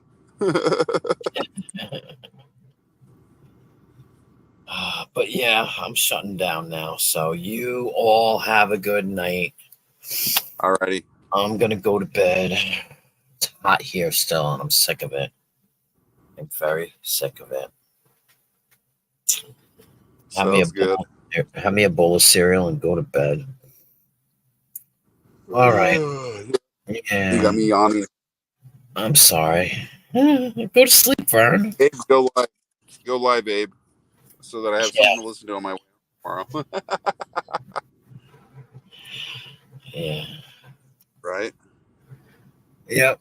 See you laters. And I have no closing arguments, so I don't have any. I don't answer questions. That's bye. What about the receipts? Do you have What? receipts? No, I don't keep them. I throw them out. What does Abe say? Something about look to the stars and all that other shit. Yeah. I can't even think of anything. Casey Kasem or whatever his name is. It was. Casey Kasem. Oh yeah, Casey Kasem. Yeah. Yeah, he does that. Look to the stars and blah blah blah. Yeah. Abe was got his broadcast voice going. Yes, Abe, I have a broadcast voice too. And this is the rest of the story. Oh my God, no, that's Paul Harvey. yes. And the rest of the story. I love his show. I loved his show. I used to listen to it all the time. Fucking awesome. He was pretty awesome. Yeah. He He'd did it come up until like until he died and stuff. Yeah, he would come up with some cool shit. Paul Harvey. Good day. Paul Harvey News. No, Abe, I'm leaving. I'm going to bed. I'm sorry. I can't stay up anymore. I'm too tired. Well, let him up, and then he can chat with me privately, secretly, without anybody knowing when you ended. All right, fine. If that's what, if you really mean it, yeah. Come back, Abe. Come back so you can talk to Vern. He's there. No, he's gone. Oh, is he gone? Yeah, he left as soon as I said no. Oh, Abe. Abe. Got it.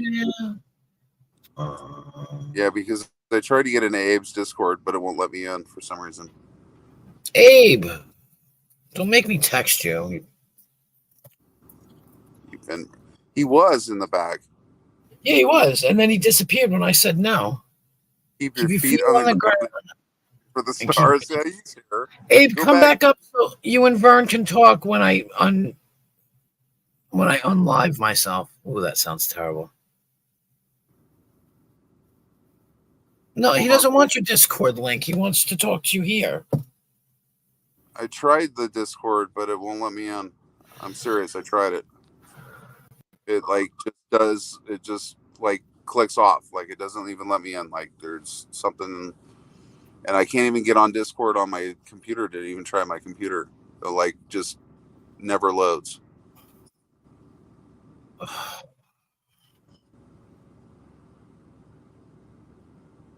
Come in and talk him through it, Abe. I can't do it from this phone because I'm on whatchamacallit. I'd have to do it from the chat. I think maybe it'll let me do it from the chat. I don't know. I'm on an iPhone, so I can't click the link. You know what I'm saying? Like it doesn't let me. And I can't copy it. I don't think. Yeah, I'd have to do it on my other phone. And I don't have unlimited on that, so I can't go on. It'll eat up all my shit, and I need that phone for other things. Come up, Abe. Come up. I don't have Discord on this, do I? No. Oh, he's not good to do it. He's not going to come up now.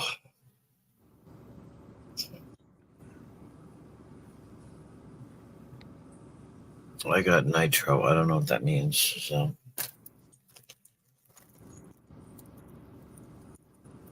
all right. What time is it?